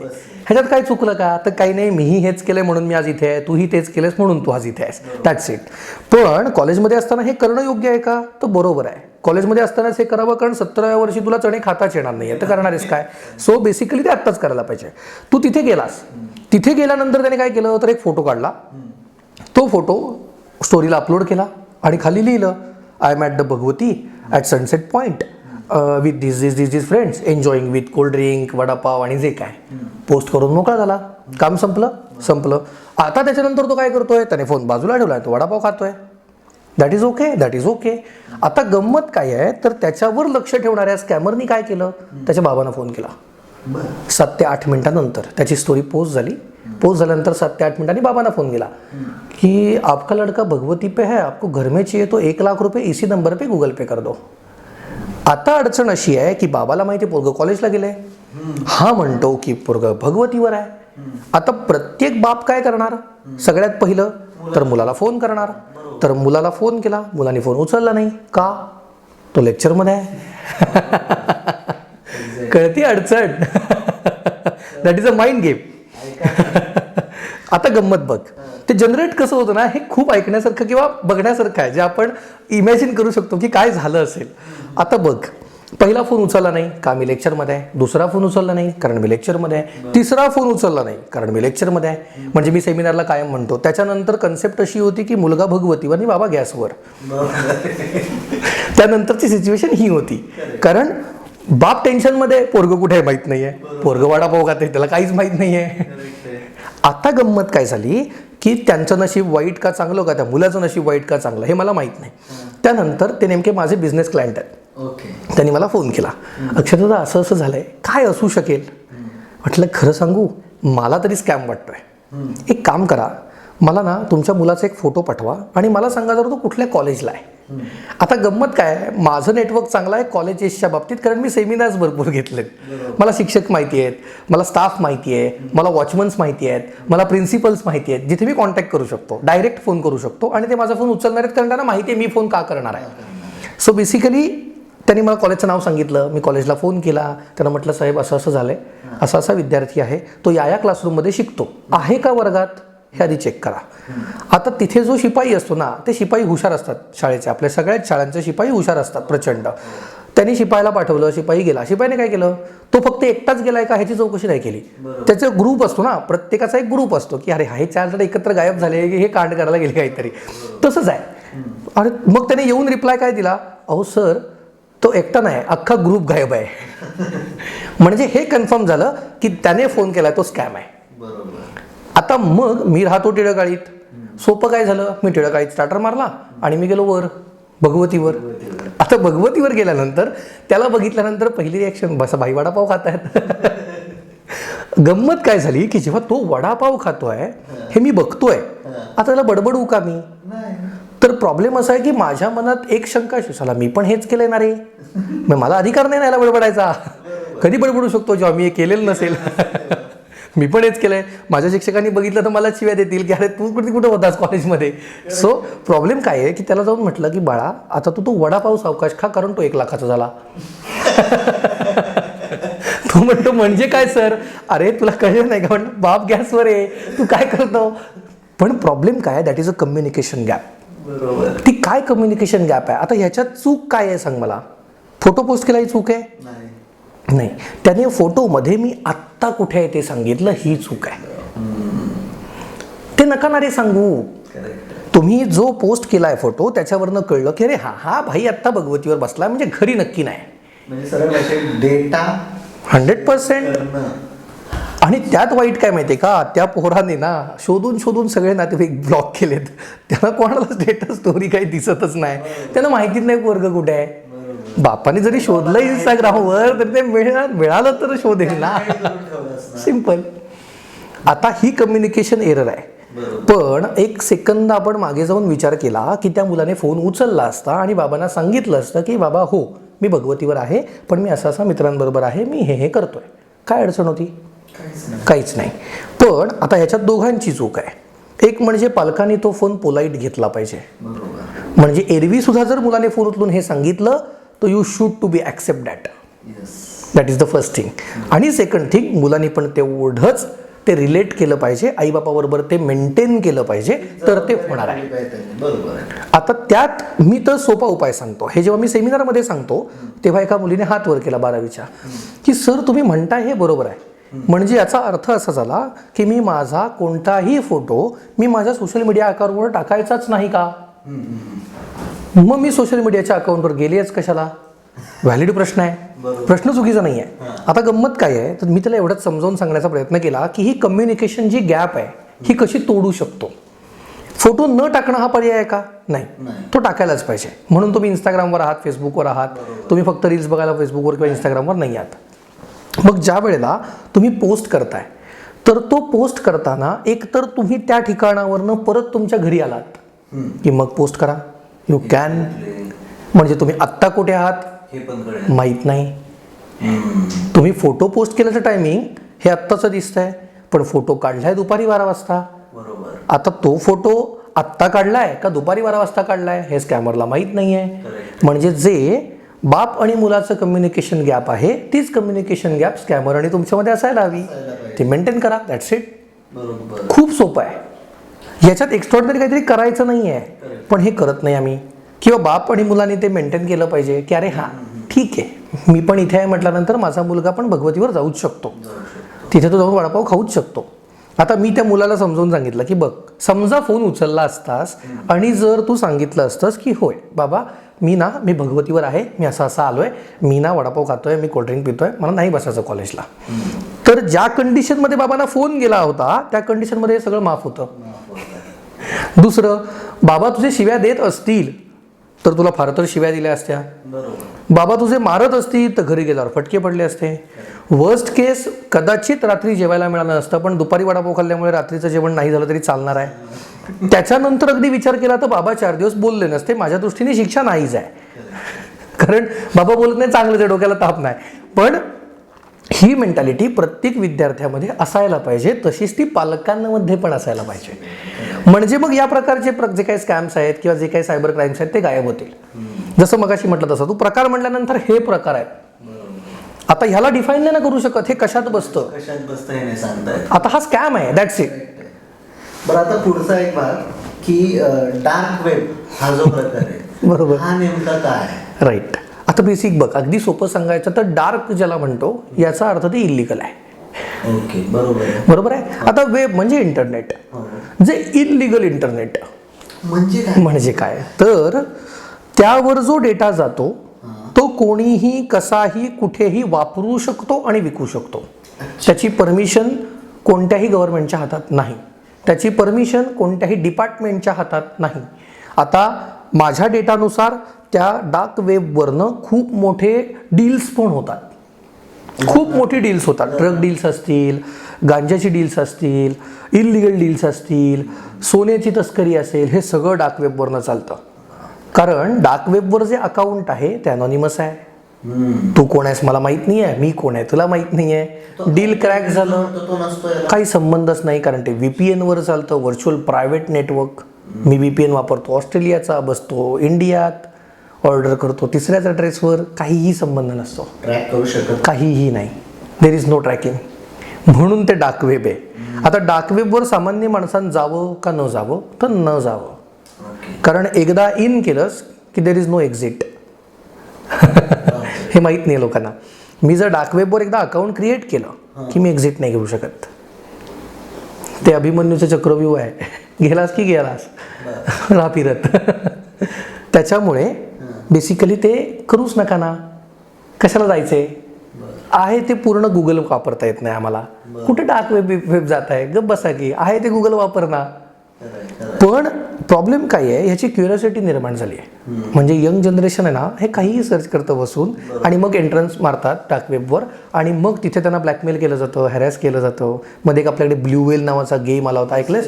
लोक आत्महत्या करतात. अरे काय, तो कुठला तरी गेम बनवणारा सांगतो तू तोंडाला काळं फासून घे म्हणून, तू तोंडाला काळं फासून फोटो पोस्ट करतो. वेडा आहेस काय करतो? त्याने सांगितलं नाही उडी मार, उडी. अरे तुला कळत नाही उडी मारल्यावर लागेल. पण हे का असं करतात का? That is a hammering technique. हे हॅमर केलं जातं की हे असं कर, नाही तर मी असं करेन, हे असं कर नाही तर मी तुझा फोटो शेअर करीन, तू हे असं कर नाही तर मी तुला आईबाबांना मारेन, तू असं कर नाही तर तुझ्या मित्रमैत्रिणींना त्रास देईन. That is a hammering technique, blackmailing technique. तुमचा डेटा त्याच्यावर शेअर. That's it. कारण तुम्ही कनेक्ट केलंस ना. अगदीच सोपं रे. तू इंस्टाग्राम इन्स्टॉल करताना तुला विचारलं ना त्याने गॅलरी घेऊ, हां अलाव. अरे कशाला अलाव केलं ते? कशासाठी? नाही माईक घेऊ, हो अलाव. कशासाठी? काहीच गरज नाही आहे. अरे अगदी सोपं. तू 4 वेळा एखाद्या हॉटेलमध्ये जाऊन आलास की 5व्या वेळेला गेल्यानंतर गुगल कसं काय विचारतो हाऊ वॉज दॅट प्लेस? बरोबर. पण आता हे जे अलाव आपण म्हणतो ना ऍपच्या वेळेस, तर मग ते बऱ्याच वेळा असं पण कंडिशन येते की त्याला अलाव नाही केलं ते यूज चालतच नाही. आता हा प्रॉब्लेम आहे. मग ते ऍप्लिकेशनच वापरायचं नाही का? नाही, वापर ना. त्याला एक ऑप्शन येतो ना, while using the app. Okay. तो त्याच्यासाठी आहे मी हे ॲप्लिकेशन वापरत असेल तेव्हा access they. Okay. That is called while using the app. मग तेव्हा तो डेटा एरवी ऑन नसतो. जेव्हा तू ॲप्लिकेशन ऑन करतोस तेव्हा इट विल बी कनेक्टेड. अच्छा. ॲप्लिकेशन बंद, डेटा इज डिस्कनेक्टेड. ओके. म्हणून आम्ही कायम सजेस्ट करतो की कोणत्याही ॲप्लिकेशनला कोणतेही ॲक्सेस देताना, अलाउ करताना व्हाईल युझिंग द ॲप हा ऑप्शन निवडा आणि पुढे जा. कमीत कमी एवढं तरी झालं की भाई मी ॲप्लिकेशन ऑन केल्यावर वापरणार आहे, तोपर्यंत नाही. बरोबर. येस. बरं, आता तुम्ही मगाशी म्हटलात की आता आपण झेरॉक्सचं उदाहरण घेतलं, बरोबर. डेटा आपला तिथपर्यंत डेटा जातो. राईट. आधार कार्ड वगैरे, आता आधार कार्डला आपले फिंगरप्रिंट्स पण दिलेले आहेत. 100%. त्या सेफ आहे का? फिंगरप्रिंट सेफ आहे का? हो. आत्ता आपण सेफ ठेवली आहे का? नाही. कसं सांगतो. तुझ्याकडे फोन आहे आणि त्याला फिंगरप्रिंट लॉक आहे. आता तू आधार कार्डला 10 बोटं दिली आहेस. करेक्ट. आता फोनला तू कुठला लावणार आहेस? 11वं तर नाही आहे. बरोबर आहे. तर 10 पैकीच एक सेट करणार आहेस. आता ती बोटं लावलीस, जी काय लावली आहेस, सेट केली आहेस, तर त्याचा एक डेटाबेस तयार झाला फोनमध्ये. बरोबर. म्हणजेच काय, समजा आपण अगदी सोपं करूयात, म्हणजे प्रेक्षकांना समजायला सोपं. उजव्या हाताचा अंगठा मी माझ्या फिंगरप्रिंटच्या सेन्सरला सेट केला. बरोबर. आणि मी तिथे डाव्या हाताचा अंगठा लावला. काय होईल? नाही, अनलॉक नाही. बरोबर आहे. एरर काय येतो? रॉंग. बरं नाही, एरर काय येतो? Fingerprint does not match. म्हणजे काय? म्हणजे त्याच्याकडे ऑलरेडी जो आहे त्याच्या बरोबर मॅच होत नाहीये. म्हणजे काय? तर पहिला आहे डेटा त्याच्याकडे. करेक्ट. भले तो इन्क्रिप्टेड आहे, तो डेटा सेव्ह इन्क्रिप्टेड झाला आहे, हेही मान्य आहे. पण ते डिक्रिप्ट करता येऊ शकत नाही. इफ इट इज इन्क्रिप्टेड येऊ शकतो. Can be possible. मग माझा फोनला मी फिंगरप्रिंट ठेवली आहे, जी मी सेव्ह केली आहे फोनमध्ये. If my phone is hacked, then fingerprint पण जाईल. जाणार. तीच फिंगरप्रिंट आधार कार्डला आहे, तेच आधार कार्ड बँकेत जोडलं आहे, त्याच आधार कार्डवर माझा सिम कार्ड चालू आहे. देन आता ही चूक कोणाची? बरोबर, आपली. काही गरज नाही आहे. मी तर म्हणतो आयुष्यात असं करूच नका की फोनला पासवर्ड ठेवायला लागेल. अडचण काय आहे? सोपं जगा ना. पण समजा तुम्हाला ठेवायला लागला तर तो असा असावा की तो तुम्ही टाईप करू शकाल. फिंगरप्रिंट का लावायची आहे?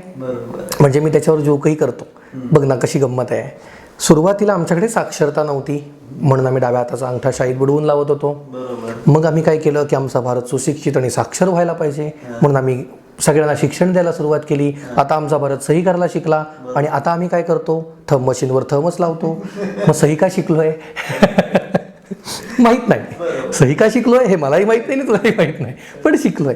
पण आज बरेच ठिकाणी कोण सही मागतो? OTP सांग, नाही तर थंब लाव. संपला सब्जेक्ट. हा प्रॉब्लेम आहे.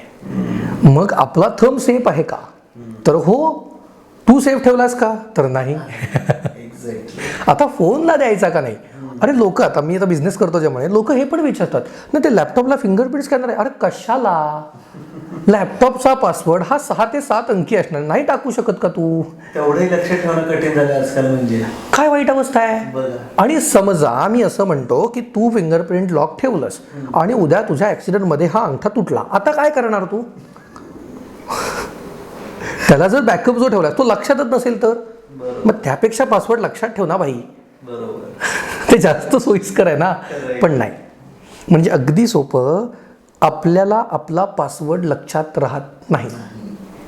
आज प्रेक्षकांमध्ये सुद्धा विचारलंस तर प्रॉब्लेम हाच असणार आहे. किती जणांना फेसबुकचा पासवर्ड आठवतोय? किती जणांना जीमेलचा पासवर्ड आठवतोय? किती जणांना इंस्टाग्रामचा पासवर्ड आठवतोय? इंस्टाग्रामला पासवर्ड आहे का? असंच वाटतंय मला तरी आता. पण आहे. If you are using a Instagram then you should to be create a password. Okay. आणि मग काय होतं, जेव्हा आमच्याकडे केस येते आणि तो फोन येतो ना, दादा हॅक झालंय, काय करू शकतो? मग मी त्यांना सांगणार ना, तुझा इंस्टाग्रामचा आय डी पाठव, तुझा पासवर्ड पाठव, तुझा ईमेल आय डी आणि मोबाईल नंबर जो कनेक्टेड होता. मग त्याच्यावर 3 रिप्लाय येतात. एक, दादा तो नंबर बंद पडलाय. मग तू इंस्टाग्रामला का कनेक्ट केलाय?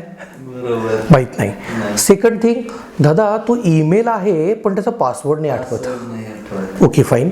आणि मग त्याला नंबर कुठला आहे? नाही नाही, तोच आहे जो बंद पडलाय. म्हणजे 2 ॲक्सेस कमी झाले. आणि इंस्टाग्रामचा पासवर्ड नाही, मी फेसबुकवरून डायरेक्ट ओपन केलं होतं. त्याला पासवर्ड क्रिएटच केला नाही, तो माहिती असायचा संबंधच नाही. पण मग हे नॉलेज तुम्ही घ्यायला नको? घ्यायला पाहिजे. पासवर्ड लक्षात ठेवायला नको? ठेवायला पाहिजे. म्हणून आम्ही म्हणतो की 6 महिन्यांत पासवर्ड बदला म्हणजे तो लक्षात राहील. तर नाही, तो बदला का तर तुम्ही विसरता. फॉरगॉट पासवर्डचा ऑप्शन काय आहे तो तुम्ही विसरताय खरं आहे. नाही तर तो नसतात दिला ना त्यांनी का दिलाय? तर त्यांना माहिती आहे की हा विसरणार आहे. That is the problem. पण मग ते कळायला पाहिजे ना आपल्याला की अरे नाही, हे लक्षात ठेवायला पाहिजे किंवा पासवर्ड महत्वाचा आहे. आणि मग तोच पासवर्ड डार्क वेबवर विकला गेला ना, तर तो तुला माहितीच नव्हता, तो विकला गेला. त्याला तू काय करणार? ते तुझ्या हातातच नाहीये. आता त्याने चेंज केलेलं त्याच्या लक्षात आहे, तुझं काय? कारण जेव्हा रिकव्हरी कारण जेव्हा तू रिकव्हरी प्रोसिजरला जाणार तेव्हा तू विचारणार what is your old password? नाही माहिती. आणि मग मार्क झुकरबर्गचा नंबर माझ्याकडे नाही आहे, सो काही स्कोपच नाही आहे रिकव्हरीचा. म्हणजे आजपर्यंत मी 480-500 अकाउंट रिकव्हरी जी काही केली आहेत त्यामध्ये मला एकही हॅकर भेटलेला नाही, सगळे स्कॅमर्स आहेत. आणि एकही माणूस असा भेटलेला नाही मला की हा दादा माझ्याकडे सगळं आहे असं नाही. एक तर फोन नंबर चालू नाही, ईमेल माहिती आहे पण पासवर्ड आठवत नाही आहे. जर यांच्याकडे यांचं पासवर्ड डिटेल सगळं असतं तर स्कॅमर 100% कसं करणार? कारण ते रिकव्हरी प्रोसिजरला पोर्टल ठेवली आहेत ना त्यांनी काढून. पण त्यासाठी तुम्हाला ही इन्फॉर्मेशन लागणार ना. विदाऊट इन्फॉर्मेशन काहीच नाही होऊ शकत. म्हणजे आजला आपली अवस्था अशी आहे की घर माझं, कुलूप माझं, लावलंय मी आणि चावी हरवली. आता माझ्याच घराचं कुलूप मलाच तोडायला लागतंय. ही वेळ काय यावी? विषय असं की तोडायला पुन्हा आपल्याकडे 4 गोष्टी लागतात, त्याच्यामुळे ते तोडता येत नाही. जी गोष्ट तुमच्याकडे डिटेल्स असल्यामुळे 5 ते 7 मिनिटात होणं शक्य आहे, जी रिकव्हरी प्रोसिजर आहे ती 15 ते 20 मिनिटात कंप्लीट होते इफ तुमच्याकडे सगळ्या गोष्टी असतील. पण जर त्या सगळ्या गोष्टी नसतील तर तीच गोष्ट करायला 3 3.5 तास लागतात, जे मी इन्व्हेस्ट करतोय आता. काहीही गरज नाही आहे. पण ते सगळे डिटेल्स द्या ना. 20-20 मिनिटात होते अकाउंट रिकवर. मी दिवसाला 6 अकाउंट रिकवर केली आहेत, काही नाही फरक पडत. पण तुमच्या डिटेल्स पाहिजेत, जे लागणार आहे ते सगळं पाहिजे. तू म्हणशील मॅडम अर्ध आहे आणि अर्ध नाही आहे, तर मग ते काही उपयोग नाही आहे. म्हणजे थोडक्यात मी भात वाढला आणि आमटी नाहीच असं नाही होणार. खाऊ कसा? हा प्रॉब्लेम आहे. बरं, आपण जे वॉलेटने पेमेंट करतो सध्या, राईट, हे कितपत सेफ आहे? बरोबर. आता तू वॉलेट हा शब्द वापरलास, बरोबर, राईट नाही बरोबर ना, 100%. पण आता मी बेसिकली ते क्लिअर करतो. लोकांना थोडासा प्रॉब्लेम आहे. मध्ये ना आपल्याकडे एक प्रॉब्लेम झाला, पेटीएम बंद होणार आहे. ऐकलं? न्यूज आली? बरोबर, ती न्यूज चुकीची आहे. अच्छा, पेटीएम वॉलेट सिस्टीम बंद होणार आहे. पेटीएम नाही बंद होणार आहे. पेटीएम का बंद होईल? Paytm is the application portal. Why it is shut down? त्यांच्या बदल्यात काही स्कॅम आहे का? नाही. There is a only application portal. म्हणजे काय तर तुझं अकाउंट त्याला कनेक्ट करून त्यांनी वॉलेट क्रिएट केलं. त्या वॉलेटवरनं केलेल्या पेमेंटची ट्रान्झॅक्शन तुझ्या पासबुकवर प्रिंट होत नाहीत. ओके, कळला? फरक कळला? पण मी गुगल पेवरनं, फोन पेवरनं, भीम पेवरनं, अजून काही समथिंग एल्स पेवरनं मी जर ट्रान्झॅक्शन केली तर ते ट्रान्झॅक्शन पासबुकला रिफ्लेक्ट होतात. There is no issue. पण जर मी वॉलेट वापरत असेल देन ते माझ्या पासबुकवर रिफ्लेक्ट होत नाही. त्यामुळे there is no tracking techniques, there is no footprints आमच्या भाषेत. त्याला फुटप्रिंटच नाही. वॉलेटवरनं वॉलेटला गेलं, संपलं. बरेचदा स्कॅमर्स लोक हे वापरतात. कसं तर तुला फसवायचा, तुझ्याकडनं वॉलेटवर पैसे घ्यायचे आणि मग काय करायचं, कुठल्याही दुकानदाराकडे जायचं, त्याला सांगायचं दादा कॅश नाही आहे, मी 2000 गुगल पे करतो, मला जरा देता का? इट इज पॉसिबल, कारण ह्याच्याकडे दिसणारच नाही आहे जो करतोय. ज्याच्याकडे गेलंय त्याला दिसतंय, पण त्याला माहिती आहे की 2,000 रुपये मी घेतले आणि मी दिले, संपलं. करेक्ट आहे. सो ते स्कॅमिंग थांबावं म्हणून गव्हर्नमेंटनी घेतलेला डिसिजन आहे. म्हणून पेटीएम बंद होणार आहे का? तसं नव्हतं. ते पेटीएमची वॉलेट सिस्टीम शटडाऊन झाली 100%. आणि त्यासाठी पेटीएमनी 1-2 महिन्याचा कालावधी दिला होता. You can transfer full amount of your wallet to your account. That is possible. आणि ती फक्त 24 तासाची प्रोसिजर आहे. आज तू अप्लाय करायचं आहे, 24 तासाच्या आत तुला सगळेच्या सगळे पैसे तुझ्या अकाउंटला रिफ्लेक्ट होणार आहेत, जे तुझ्या अकाउंटला दिसणार आहेत. That's it. So wallet application वापरावं का? तर वॉलेट ॲप्लिकेशन ह्याच्या पुढे तुला अलाउच करणार नाही आहे. त्याच्यामुळे वापरायचा संबंधच येणार नाही, कारण बाकी कोणाकडे वॉलेट सिस्टीम नव्हतीच. ज्यांच्याकडे होती त्यांना ऑलरेडी त्यांनी ॲक्शन घेतली, बंद वॉलेट सिस्टीम झाली. पेटीएम चालू आहे का? हो, पेटीएम चालू आहे, आजही आपण वापरतोय. There is no issue. हे जे आता जे दुसरे आता ऍप्स आहेत जे बरोबर. आपण पेमेंट करतो, बरोबर, सतत 100%. ते कितपत सेफ आहे? सगळे सेफ आहेत. फक्त त्यामध्ये एक प्रॉब्लेम असा आहे की ते वापरायची अक्कल आहे का? मगाशी म्हटलं तसंच ते शिकवलेलंच नाही. ओके, तोच इश्यू. हां, कारण ना आज अडचण काय आहे की QR कोड स्कॅन केल्यानंतर मला पैसे येत नाहीत, माझे पैसे जातात, हे माहिती पाहिजे. ओके, हे माहिती नाही. झालेला आहे किस्सा सेम, की त्याला मित्राला हे पाठवलं की तुम्हाला पेमेंट करायचं, ती ॲक्सेप्ट करा तुम्हाला व्हॉट्सअपला टाकलं समथिंग. त्याने ते केलं आणि त्याने ठीक आहे तुम्ही तुमचा OTP फक्त टाकून द्या त्याच्यावर, म्हणजे मी इथनं सेंड करू. त्याने केलं आणि त्याचे 10,000 गेले. बरोबर आहे. आता बेसिक फंडा लक्षात घे. आजपर्यंत तुला गुगल पेवर एखाद्याकडनं पैसे घ्यायचे असतील, फोन पेवर एखाद्याकडनं पैसे घ्यायचे असतील, तर तुझा OTP का लागतो? नाही लागत. तुझा पिन का लागतो? नाहीच लागणार. सिम्पल आहे ना भाई, मग नको टाकू. पण हे माहिती तर पाहिजे ना की माझा OTP, माझा पिन कधी टाकायला लागतो? जेव्हा मला पैसे द्यायचे असतात. पण ह्या सगळ्या आता बघायला गेलं तर तो पण तेवढा सुशिक्षित आहे, पण ह्या सगळ्या खरे, पण ह्या सगळ्यात कुठेतरी ही पण एक गोष्ट लक्षात ठेवायला पाहिजे लोकांनी, की ओके समोरच्याचा बोलण्याचा कॉन्फिडन्स जो आहे त्या सगळ्या गोष्टीला पण बाळतो आपण बऱ्याच वेळेला. ठरलेला टोन आहे रे. बँकेत आलेला फोन कसा येतो तो डेमो देतो बघ, लक्षात घे. मला पाठ झालंय ते, मी एवढे ऐकलेत ना की मी पाठ झालं. हॅलो, XYZ बँकेचं नाव घेणार. हॅलो, XYZ बैंक से बात कर रहा था, आपका ना अकाउंट में ना प्रॉब्लम हो रहा है, वो अकाउंट बंद होने वाला है, आपके पास जो बैलेंस है ना वो चला जाएगा, आपका अकाउंट बंद होगा, तो बंद करना है चालू रखना है. एवढ्याच टोनमध्ये ह्याच सेक्शनमध्ये ते बोलत राहतात. तू कितीही वेळ गप्पा मार. त्यांच्याकडनं शिकण्यासारखी गोष्ट आहे. म्हणजे मी काय म्हणतो, ज्याच्याकडनं ते शिकता येईल ते शिकावं, ह्यांच्याकडनं पेशन्स शिकावे. तू कितीही उलट सुलट बोल, ते ह्याच टोनमध्ये बोलतात, हे मानलं पाहिजे. आता मी तर एक सजेस्ट करीन, हा आपला पॉडकास्ट जे लोक ऐकतायत त्यांना हे कळलंय की आता हा येणारा फोन हा फ्रॉड आहे, हे कन्फर्म माहिती आहे. तर जेव्हा तुला हे कन्फर्म माहिती आहे तेव्हा तो फोन उचल आणि गप्पा मार. का गप्पा मार? आता हे सांगण्यामागचा उद्देश काय, तर मी समजा पुण्यातनं रत्नागिरीमध्ये येतोय किंवा रत्नागिरीतनं पुण्यात जातोय. आता गाडीत मला काम आहे, काही नाही, पिक्चर बघण्यापेक्षा काहीतरी व्हॅलिड करू की जे समाजाच्या उपयोगाला येईल कदाचित. काय होतं की जेव्हा मी एक फोन उचलतो आणि मी इथून समजा पुण्यात पोचेपर्यंत त्याच्याशी गप्पा मारल्या, तर काय होणार आहे, तर 5 तास 6 तास 7 तास जो काय माझा ट्रॅव्हलिंग पिरियड आहे तो मी एन्जॉय करणार आहे, कारण मला माहिती ह्याला 1 रुपया मिळणार नाही आहे. सगळ्यात चांगलं काय, तर तिकडे पोचल्यानंतर त्याला आपण सांगणार आहोत की बास झालं मी पोचलो, आता ठेवू. हे आपल्याला आधीच माहिती आहे. त्यानंतरची कंडिशन अशी आहे की तो भरपूर शिव्या देणार आहे, त्याच्यात मजा आहे कारण आपल्याला माहिती आहे तो शिव्या देणार आहे. आता याच्यात एक प्रॉफिट आहे जो समाजाचा आहे. तो असा आहे की तू 7 तास बोलल्यामुळे तेवढा टाइम त्याचा वेस्टेज गेला. कारण तू जर पहिल्याच 15 मिनिटात फोन कट केलास तर तो दुसऱ्याला फोन करणार आहे. ही खूप छोटी गोष्ट आहे जी आपण करू शकतो. तुझ्याकडे 15 मिनिटं आहेत, 15 मिनिटं घालव ना त्याची. तुझ्याकडे 20 मिनिटं आहेत, 20 मिनिटं घालव. तू फुकट तर घालव, इरिटेट तर कर आणि मग गप्पा मार, काही प्रॉब्लेम नाही आहे. That is the biggest thing जी आपण करू शकतो, सहज करू शकतो.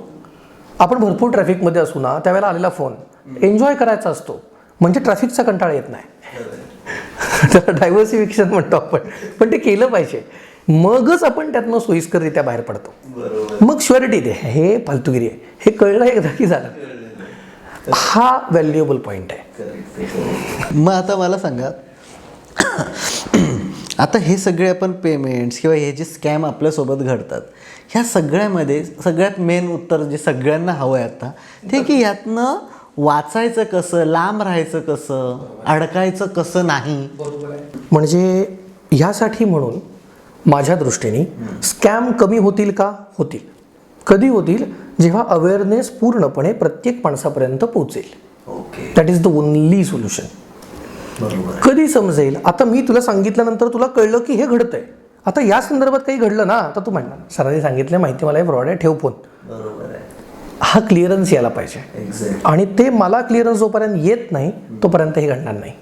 खरं आहे. मग आपल्याकडे तो क्लिअरन्स येईल का? तर येईल. त्याच्यासाठी वेळ जाईल का? तर हो जाईल.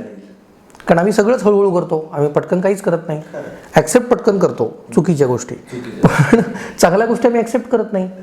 म्हणजे जी गोष्ट व्हायला पाहिजे ती होत नाही आहे. आज अगदी खूप चांगलं सांगायचं तर आता क्विकहिल कंपनी माहिती आहे तुला, जी अँटीव्हायरसमध्ये काम करते. आता माझ्या क्षेत्रात आहे म्हणून मला चांगलीच माहिती आहे. त्यांनी फाउंडेशन क्रिएट केलं आहे, त्यांच्या थ्रू ते अवेअरनेस करतायत. त्यांनी CSR फंड थ्रू तो अवेअरनेस कॅम्पेन चालवला. खूप मोठी गोष्ट आहे ही, की आज देशभर, महाराष्ट्रभर, राज्यभर ते चालू आहे ना. आज 2 मराठी लोकांची कंपनी आज समाजासाठी तरी काहीतरी करायला सुरुवात करते. सो हा खूप मोठी गोष्ट आहे, ही छोटी गोष्ट नाही आहे. त्यांनी डिपार्टमेंटसाठी किती सोपं केलं.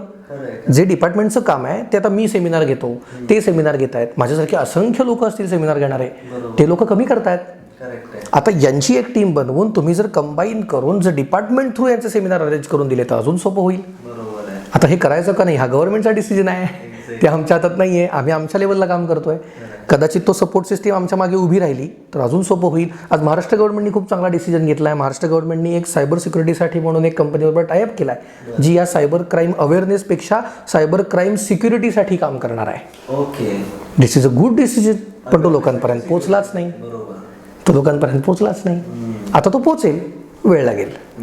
सो त्याचं इनॉग्रेशन झालं गेल्या महिन्यात. कंपनी आपल्याकडे सुरुवात झाली आहे, महाराष्ट्रामध्ये आली आहे, मुंबईमध्ये कंपनी लॉन्च झाली आहे. हे सगळं चालू झालं आहे. पण हे व्हायला वेळ लागणार ना रे. असं नाही होणार की आज करायला घेतलं आणि उद्या झालं. नाही होणार. जन्माला यायला पण 9 महिने लागतात आपल्याला. सो असं नाही होणार. सो तुम्ही त्यासाठी तयार राहा. जेव्हा तुम्ही या मोडमध्ये असताना, डेव्हलपिंग मोडमध्ये जेव्हा असताना, तेव्हा हे होणार. Be ready for that. कारण डेव्हलपिंग मोडमध्ये गव्हर्नमेंट पण आहे ना, त्यांनाही नाही माहिती बऱ्याच गोष्टी, तेही बदलच करतात ना. सो बदल करताना त्रास हा होणार ना. कारण हे नवीन क्राईम 100%. जी स्टेप माहिती आहे त्याच्याबद्दल आम्ही क्लिअर कट सांगतोय की नाही आत्ता. पण एखादं नवीन घडलं तर आम्हालाही नाही माहिती कसं घडलं. मग आम्ही तो शोधणार आणि मग त्याच्यावर स्टडी करणार, मग आम्ही डिसाईड करणार हा हे असं घडलं, हे असं करू नका म्हणजे हे होणार नाही. हे कधी होऊ शकतं? जेव्हा मला समजेल तेव्हा. मग आपल्याला कळलं की आता आम्ही करतोच की आम्ही ब्रॉडकास्ट लिस्ट केली आहे, आमची इंस्टाग्राम चॅनल्स आहेत, माझं फेसबुक चॅनल आहे, माझं यूट्यूबवर मी कमी टाकतो व्हिडिओ, पण यूट्यूबवर व्हिडिओ आहेत जे आहे सब्जेक्ट आहे आपण शेअर करतो. जे बघतात त्यांच्यापर्यंत पोहोचतं, जे नाही बघत त्यांच्यापर्यंत नाही पोहोचत. As simple as that. आता ज्याला मला कसं आहे गंमत लक्षात घे, ज्याला शिकायचं आहे त्याला कोणीही शिकवतो, ज्याला शिकायचंच नाही त्याला ब्रह्मदेव पण काय करू शकत नाही. हे बेसिक लॉजिक आहे. मग गाढवा पुढे वाचली गीता आणि कालचा गोंधळ बरा होता. त्याच्यात गाढव कोण? तर गीता वाचणारा. कारण त्याला माहिती आहे समोर गाढव आहे, त्याला नाही कळणार आहे, मग कशाला वाचतो. मुद्दा एवढाच आहे. तर हे कळलं की झालं. Awareness is the only solution. तुला जर अडकायचं नसेल तर. आणि मी काय म्हणतो तसं 5 मुद्दे लक्षात ठेवा. Do not share OTP with anyone. याचा अर्थ बायकोलाही नाही सांगायचा आहे. OTP बायकोला पण नाही सांगायचं. एवढं क्लिअर. ठीक आहे. दुसरं, तुझ्याकडे असलेल्या कोणत्याही गुगल पे, फोनपे, पेटीएम जे काय वापरत असशील त्या ॲप्लिकेशनचा पिन जेव्हा टाकायची वेळ येते, याचा अर्थ पैसे तुझ्याकडनं जाणार आहेत, येणार नाही आहेत. Be ready for that. हे माहिती असायला पाहिजे. कोणताही आर्मी ऑफिसर तुम्हाला डायरेक्ट फोन करून कोणतीही ऑर्डर नाही देत. हे खूप किस्से ऐकले मी. आर्मी ऑफिसरचा फोन आलेला. पंडा लक्षात घ्या, जर आर्मी ऑफिसर एखाद्या शहरामध्ये येणार असेल तर आर्मी ऑफिसर तुम्हाला फोन करून का ऑर्डर देईल? तिथे पोलीस स्टेशन्स आहेत ना, ते करतील ना मॅनेज. ते करतील ना मॅनेज. तो काय मी तुझ्या घरात येणार, तू माझ्या घरात येणार आहे असं आहे का? आज आर्मी ऑफिसर येणार आहे, there is a security questions, there is a security pattern. असं नाही आहे ना कोणी ऑर्डर दिली काही चाललंय. खूप ऐकलंय. आणि म्हणजे मला हसायला कुठे येतं माहितीये, ते व्हॉट्सअपला मेसेज पण काय करतात माहितीये, जय हिंद ह्यानी सुरुवात करतात. असं नाहीये. प्रत्येक आर्मी ऑफिसर पहिल्या फोनवर जय हिंद नाही म्हणत. आणि का म्हणेल? तो करतोच ऑलरेडी. त्याने म्हणून दाखवायची गरज नाहीये. माझ्या देशावर प्रेम आहे म्हणजे काय हे सांगायला लागतं. नाही, तो ॲटमॉस्फिअर क्रिएट करतोय सरळ भाषेत. तो ॲटमॉस्फिअर क्रिएट करतो. ठेवतो, मग आम्ही डील करतो. मग काय होतं त्याची केस माहिती आहे तुला? ₹1 पाठवायला सांगतात, म्हणजे तुमचं अकाउंट व्हेरीफाय होईल म्हणे. ₹1 पाठवलास की तुला त्याच्याकडनं ₹2 येतात. मग काय सांगणार ते, तुमचं पेमेंट किती आहे? 4,000. ओके, तुम्ही एक काम करा, तुम्ही 2,000 पाठवा, तुम्हाला 4,000 येतील. मग तुम्ही सांगणार नाही नाही नाही असं कसं सर, माझं टोटल पेमेंट 4,000 आहे ना, 2,000 चे 4,000 नाही चालणार. मग तुम्ही 4,000 पाठवा, 8,000 येतील. आता 4,000 पाठवलं 8,000 येतात का? नाही येत. That is the scam. पण हे कळलं पाहिजे ना, अरे नाही देत रे आर्मी ऑफिसर तुम्हाला, कसल्या ऑर्डर घेता, कसले धंदे करता, नाही होणार. अजून एक गोष्ट की बऱ्याच वेळा म्हणजे मी बघितलेत, आई आजोबा बाबा यांच्याकडे एक मेसेज असतो की हे असं असं आहे, त्या मुलाला किंवा मुलीला किंवा त्याच्या घरच्यांना खूप प्रॉब्लेम्स आहेत, ते अमुक आजार झालेला आहे, तर आम्ही मदत जमा करतोय, ह्या अकाउंटला पैसे पाठवा. आता हे जेन्युइन आहे की काय, ह्याचा याच्यावर थोडा प्रकाश टाका. बरोबर. आता गंमत बघ, एक तर तो मेसेज आल्यानंतर एक काय आहे तर आपली एक इंडियन मेंटॅलिटी आहे त्याच्यामागे, की खरंच आजारी असेल ना रे त्याला मदत करू ना रे, म्हणून आपण मदत करायला जातो. आता ते व्हेरीफाय कसं करायचं, तर मी याला एक सोपा उपाय सांगतो कायम, की ज्या हॉस्पिटलमध्ये ॲडमिट आहे त्या हॉस्पिटलचा नंबर घ्या जो गुगलवर अवेलेबल आहे, तिथून तो नंबर घ्या आणि तो पेशंट तिथे खरंच ॲडमिट आहे का व्हेरीफाय करा. That is easily possible.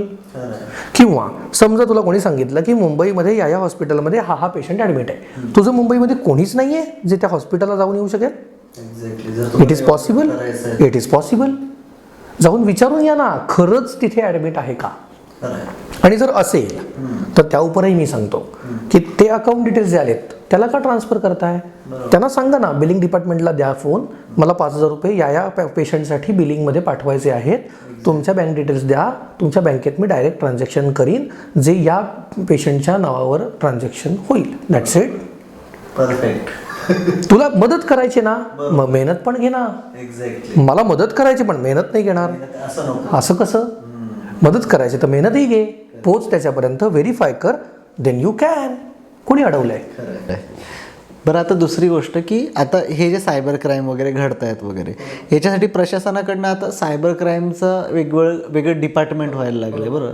मला एक त्याच्याबद्दल चौकशी करायची आहे की ह्या डिपार्टमेंटचं आत्ता तेवढं सक्षम आहे का डिपार्टमेंट आत्ताच्या घडीला, आणि जर असेल तर त्याचा सक्सेस रेशो काय आहे, काय कल्पना देता येईल. आता आपल्याकडे काय अडचण आहे लक्षात घे, की आपल्याकडे क्राऊड खूप आहे.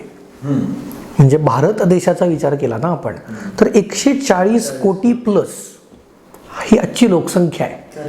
म्हणजे 140 कोटी प्लस बँक अकाउंट आहेत, 140 कोटी प्लस सोशल मीडिया अकाउंट्स आहेत, 140 कोटी प्लस डेली ट्रान्झॅक्शन्स आहेत. हे सगळं मॅनेज करण्यासाठी एक सिस्टीम पुरेल? नाही पुरणार.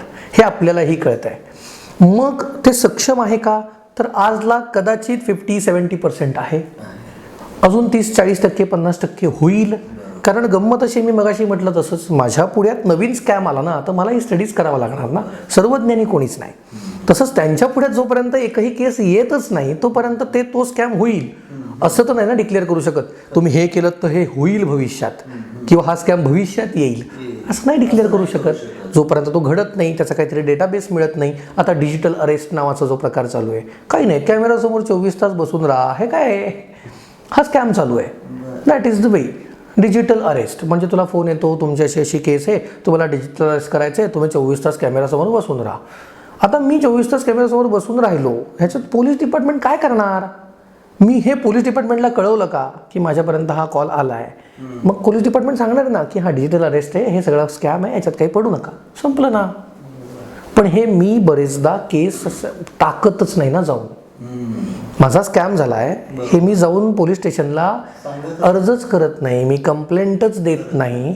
मग पोलिसांना कळणार कसं की काय चाललंय, आणि काय चाललंय हे कळलं तर त्याच्यातनं कसं वाचायचं हा सब्जेक्ट आला. डिपार्टमेंटचा आजचा प्रॉब्लेम काय, डिपार्टमेंटचा आजचा प्रॉब्लेम असा आहे की डिपार्टमेंटला सगळ्या गोष्टींचा ॲक्सेस अजूनही दिलेले नाहीत. अच्छा. किंवा डिपार्टमेंटला शेवटी माणूस आहे ना तिथे, मग ते ॲक्सेस म्हणजे काय, तर कोणत्या बँक अकाउंटचे डिटेल्स हवे असतील तर त्यांनाही अर्ज करून मागवावे लागतात. एखाद्या IP लोकेशनचा ट्रेकिंग पॉईंट हवा असेल तर तोही मागवावा लागतो. ही इझिली ॲक्सेसेबल असेल ना, देन इट इज इझी. म्हणजे आज जर मला एखाद्या इंस्टाग्राम अकाउंटचा IP ॲड्रेसवरून लोकेशन पाहिजे तर त्याला सुद्धा 2-2 ते 3-3 दिवस जातात. कारण माझ्याकडनं इंस्टाग्रामला मेल जाणार, मग इंस्टाग्रामवाले तो बघणार, मग ते IP लोकेशन ट्रेक करणार आणि मग ते मला पाठवणार. या सगळ्यात त्याने बदललं तर त्याला डिपार्टमेंट काय करणार, जी प्रोसिजर आहे ती डिपार्टमेंट फॉलो करणार. सो डिपार्टमेंट सक्षम आहे का, तर हो. त्यांच्याकडे पूर्ण परिस्थितीच नाही आहे की ज्याच्यातनं ते निघेल सगळं, त्यांच्यातनं ते सॉर्ट आऊट करू शकतील. कदाचित इन्फ्रास्ट्रक्चर नाही आहे, जे आता मी मगाशी म्हटलं तसं गव्हर्नमेंटने एक टायअप केला आहे, जी कंपनी येते ती कदाचित डिपार्टमेंटबरोबर टायअप करेल, माहीत नाही. जर तसं झालं देन इट इज इझी, कारण ते तर एक्सपर्ट्स बसवणार, ते काय थोतरमातून माझ्याने तुझ्यासारखे कोणतरी बसणार नाही आहेत. There is a experts only, आणि मग ते सहज शक्य होईल. आज त्यांनी चांगल्या चांगल्या गोष्टी गव्हर्नमेंट या बाजूनी पण करत आहे, डिपार्टमेंट वाईज पण चालल्या आहेत, डिपार्टमेंट पण अवेअरनेस करत आहे. पण परत प्रॉब्लेम तोच आहे ना की किती करणार. साधारण एक गोष्ट आपण नॉर्मल आपल्या याच्यात घेतलं की आपल्याकडे प्रत्येक लोकसंख्येच्या हिशोबाने तर प्रॉब्लेम एवढं पोलीस सुद्धा नाही, अशक्य आहे. तर मग हे सायबर क्राईमचं कसं नाही होणार, नाही होणार. एकच मार्ग की आपण दॅट्स इट. जो जिथे मिळेल ती गोष्ट तिथे समजून घ्या आणि दुसऱ्याला सांगा. बरोबर, हा हे सर्वात महत्वाचं की दुसऱ्यापर्यंत पोहोच. केव्हाही मला कळल्यानंतर मी माझ्या घरातल्या 4 जणांना सांगितलं आणि त्या 4 जणांनी त्यांच्या मित्रमैत्रिणींना सांगितलं, तर मला प्रत्येकापर्यंत पोहोचायची वेळ येणार नाही. हा, कारण बघ ना, आज मला दिल्लीत काय घडतंय ह्याच्यात इंटरेस्ट आहे आणि शेजारच्या घरात भांडतायत, ते का भांडतायत मला माहित नाही. कमाल एक्झॅक्टली. नाही, हा एक खरोखर मी म्हणजे सगळ्या प्रेक्षकांना आवाहन करेल की ही गोष्ट आहे ना खूप किचकट आहे पण तेवढी सिम्पल आहे की जे घडतंय ना ते तुम्हाला सॉल्व करण्यासाठी एकच गोष्ट आहे की तुम्हाला अवेअर राहायचं आहे आणि बाकीच्यांना अवेअर करायचं आहे. बरं, त्याहून पुढे आता एक महत्त्वाचा मुद्दा, AI हा जो विषय आहे ना, तर ह्याच्याकडे तुम्ही कसे बघतात, याचे तुम्हाला तोटे काय दिसतात आणि फायदे काय दिसतात, आणि याच्या थ्रू होणारे स्कॅम किंवा क्राईम ते काय. आता आपला सब्जेक्ट आधी करूयात. AI थ्रू होणारा सगळ्यात पहिला सायबर क्राईम जो आज आपण खूप मोठ्या प्रमाणात ऐकतो तो म्हणजे मॉर्फिंग. तर व्हॉट इज मॉर्फिंग, तर तुझा एखादा फोटो मी उचलणार, त्या फोटोला तुझा चेहरा त्यातनं उचलणार आणि तो मी अशा एखाद्या फोटोवर लावणार ज्याचं शरीर तुझं नाही आहे, आणि मग ती बरेचदा अश्लीलता असते खूपदा. आता हे मुलींच्या बाबतीत जास्त घडतं, बरोबर. पण समजा तो तिथनं व्हिडिओ उचलला किंवा फोटो उचलला, तो मॉर्फ केला, तो पोस्ट करायची धमकी देणार. नेक्स्ट लेवल काय आहे, तर धमकी येणार, तुम्हाला ब्लॅकमेल केलं जाणार. आता हे सगळं कशासाठी चाललंय, पैशासाठी चाललंय, राईट. आता पैशासाठी चाललंय म्हणजे काय, तर जोपर्यंत तुम्ही पैसे देत नाही तोपर्यंत त्या AIनी जनरेट केलेल्या, त्या स्कॅमरनी जनरेट केलेल्या त्या फोटोचा काहीही उपयोग नाही. बरोबर. समजा मी पैसे दिले नाहीत आणि स्कॅमरने तो स्प्रेड केला, काय होईल, काहीच फायदा नाही आहे. माझी सगळीकडे कळणार किती लक्षात राहतं, किती लक्षात राहतं. आज मला सांग, आपलं आयुष्य हे 30 सेकंदात डिपेंडंट आहे. 30 सेकंदात आम्ही ठरवतो की हा रील्स मला चांगला आहे का वाईट. आता किती रील्स तुला आठवत आहेत, नाही. किती व्हिडिओ आजपर्यंत बघितलेले तुला आठवत आहेत, मग अक्षय फाटकचा एखादा अश्लील व्हिडिओ उद्या झाला डिस्प्ले तर किती दिवस लक्षात ठेवशील. ह्या उपर समजा पकडून चाल की हो झाला, बरोबर. अक्षय फाटकचा एक अश्लील व्हिडिओ तयार झाला, त्याने मला ब्लॅकमेल केलं, मी ब्लॅकमेल झालो नाही, मी पैसे दिले नाहीत, त्याने रागान ते सगळं शेअर केलं, फाईन, इथपर्यंत ओके. आता जर तो व्हिडिओ शेअर झाला, होऊ दे, सिंपल. आता गंमत लक्षात घे, जो मला ओळखतो त्याला माहिती आहे की हा खोटा आहे, बरोबर. आणि जो मला ओळखतो आणि त्याला शंका असेल तर मग तो मला का ओळखतोय, मग तो खरंच ओळखतोय का, नाही. बेसिकली जे मी केलंच नाही, बरोबर, त्याच्यासाठी मी घाबरायचं कारण काय. पण जगात आपल्याकडे समाजात एक जी प्रकार आहे ना की एक प्रकारची प्रतारणा होते त्या गोष्टी, बरोबर आहे ना? माणूस घाबरतो राईट, समाजाला घाबरतो. That is. पण समाज हेही विसरतोय की तुम्ही पण त्याच्यातच आहात. तुम्ही समोरच्याला जे करताय तेच तुमच्या बाबतीत होऊ शकणार आहे. पण जर याच धारणेने आपण राहिलो तर बघायला अगदी सोपं सांगू समाज तुला. प्रगल्भ झालेला नाही. अरे नाही, नको तिथे झाला ना. आज इंडियन गव्हर्नमेंटमध्ये समलैंगिक काय विवाह पद्धत चालणार आहे. चालणार आहे त्याला. मग तेव्हा समाजाला काय वाटलं नाही? बरोबर. तेव्हा समाज कुठे होता? आज एवढ्या रेप केस होत आहेत, कुठे आहे समाज? मग समाज फक्त कुठे आहे तर समाज माझ्या डोक्यात आहे. समाजाला खरंच वेळ नाहीये रे, खरंच वेळ नाहीये. आजच्या जगात समाजाला तुझ्या आयुष्यात काय चाललंय याच्याशी काही देणं घेणं नाहीये. अगदी सोपं सांगायचं तर माझं एक लाईफचं वाक्य आहे कायम, you are a famous then you should to be accept anything. का तर एखादी पब्लिसिटी जर तुझी होणार आहे, if it is good it is okay, if it is bad it is okay. Simple calculation आहे. जर अक्षय फाटकचा एक वल्गर व्हिडिओ किंवा एडिटेड व्हिडिओ किंवा अश्लील व्हिडिओ व्हायरल झाला तर उद्या सकाळपासून मला माझी ओळख सांगायला लागणार नाही. ह्याच्यापेक्षा केवढा मोठा प्रॉफिट आहे आयुष्यात. मी ह्याच्याकडे प्रॉफिट म्हणून बघतो. पण बरोबर आहे. आता तू म्हणशील हे मुलीच्या बाबतीत झालं तर काय?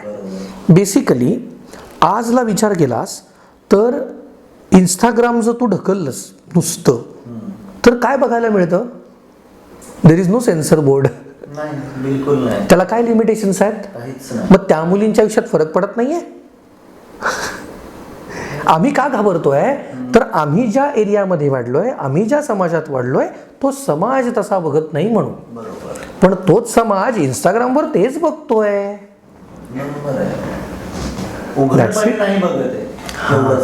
ते उघडपणे मान्य नाही करते. बघतोय सुद्धा उघडपणे चार चौकात बघून. कारण का आता ते स्क्रीन गार्ड पण तसे येतात ना, शेजारच्याला दिसत नाही. म्हणजे ते बघतो ना समाज. मग तेव्हा समाज कुठे जातो? आता त्यासाठी सोल्युशन्स मी देईनच, तो प्रश्न नाही आहे की हे कमी करू शकतो का? हो. हे थांबवू शकतो का? तर हो.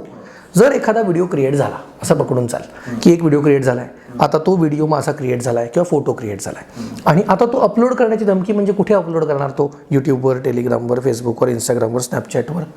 That's it. ह्या सगळ्या पोर्टलसाठी 50 सोशल मीडिया हँडल्स आहेत टोटल. हां, तर त्या 50 सोशल मीडिया हँडल्सचा मिळून एक पोर्टल क्रिएट केला आहे. हां, तर तो 18+ जर असेल, म्हणजे मी 18+ आहे किंवा मुलगी 18+ आहे, बाई आहे ती 18+ आहे, पुरुष आहे तो 18+ आहे, तर त्याचा व्हिडिओ किंवा त्याचा असं काही क्रिएट झालंय तर त्याने तो व्हिडिओ किंवा तो फोटो त्याच्यापर्यंत येणार आहे ब्लॅकमेल करताना.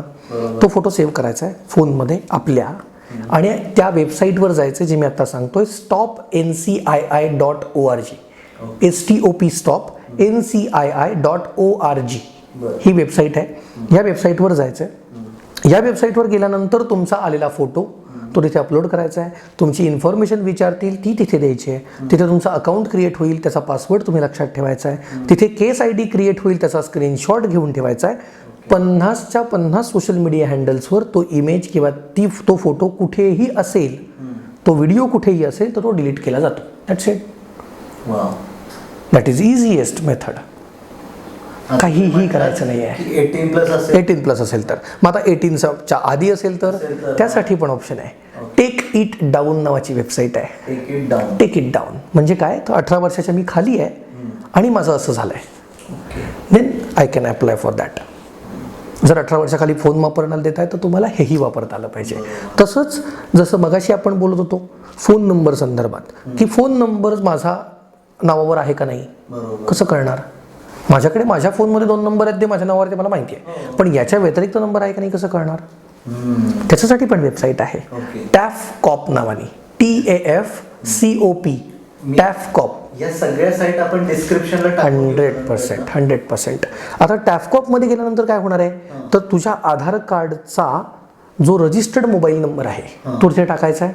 तुला एक OTP येणार आहे, तो टाकायचा आहे. खाली एक कॅप्चा कोड येणार आहे. म्हणजे मी काय म्हणतो की तो कॅप्चा कोड जो बघून आपण टाकतो आणि तरीही चुकतो तो वाला, तर तो येणार आहे, तो टाकायचा आहे आणि लॉग इन करायचं आहे. लॉग इन केल्यानंतर तुला एक लिस्ट येणार आहे त्यातले तुला शेवटचे 4 आकडे दिसत आहेत आणि +91 दिसत आहे. अच्छा. असे नंबर्स दिसणार आहेत. जे तुझे नाही आहेत ना त्याला टिकमार्क करत जा आणि खाली क्लिक कर, this is not my numbers.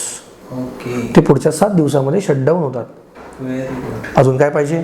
अरे सगळं गव्हर्नमेंट देतं रे. बरोबर. आपल्या नावावर लोन आहे का नाही कळेल. कळेल. गुगल पे दाखवतो. गुगल पे आज तुम्हाला सिव्हिल रेकॉर्ड देतो की. बरोबर आहे. हप्त्यात हप्ता दाखवतं. You can check it on your phone. अजून काय देऊ. अजून काय हवंय. पण ते करायचं का नाही हा चॉईस आहे. एक्झॅक्ट. हा झाला एआयचा सायबर क्राईमचा हा. क्राईमचा. ओके, आता आपण तुझ्या पहिल्या मुद्द्यावर येऊयात की याच्याकडे मी कसं बघतो. आजला I am a technology person. मी जर टेक्नो सेवी आहे तर या इज अ गुड. मी जर टेक्नो सेवी आहे या इज अ बेटर. मी जर टेक्नो सेवी आहे या इज अ बेस्ट. पण जर मी सामान्य माणूस आहे तर सगळ्यात पहिली भीती आहे. बरोबर. का? चला एआयने नोकऱ्या जाणार काय? नाही जाणार. का जातील? बेसिक फंडा लक्षात घे. एआय हे कशावर चालतं? Artificial intelligence. बरोबर. आर्टिफिशियल इंटेलिजन्सचा बेस काय आहे? कमांड. कमांड. बरोबर. ज्याला इनपुट चांगला देता येतो त्याची किंमत राहणार. ज्याला इनपुट चांगला देता येत नाही त्याची आजही किंमत नाही आहे. बरोबर आहे. सिंपल आहे ना. तुला फोटोशॉप वापरता येतं तर तू फोटोशॉप वापरू शकतोस. तुला जर ते वापरता येत नाही तर इन्स्टॉल करणारे काय बरेच मिळते. उपयोग काय त्याचा? बरोबर आहे. वापरता येतं का? नाही. कमांड येते का? नाही. नाही. मग कमांड देणाऱ्याला, कमांड चुकीची देणाऱ्याला आजही किंमत नाही आहे. आणि तेव्हा पण नसेल. आणि तेव्हाही नसेल. That's it. नोकऱ्या जातील का? नाही जाणार. मी तर उलट म्हणतो नोकऱ्या क्रिएट होतील एआय वापरण्यासाठीच्या. बरोबर. शिका ना मग. एक ऑप्शन ओपन झाला. 100%. अरे लोकांनी उगाच बदनाम केले. म्हणजे माझ्या दृष्टीने खरंच काही फरक नाही पडत. आज मला सांग, लोक काय म्हणतात, ॲमेझॉन आलं, फ्लिपकार्ट आलं, त्याच्यामुळे मग ते स्टोअरचे जॉब गेले, असं झालं तसं झालं. नाही होत रे काहीही होत नाही. मला सांग, आज ॲमेझॉन फ्लिपकार्ट आलं, स्विगी आलं, झोमॅटो आलं, यांनी जॉब गेले का? नाही ना. जॉब क्रिएट झाले ना रे.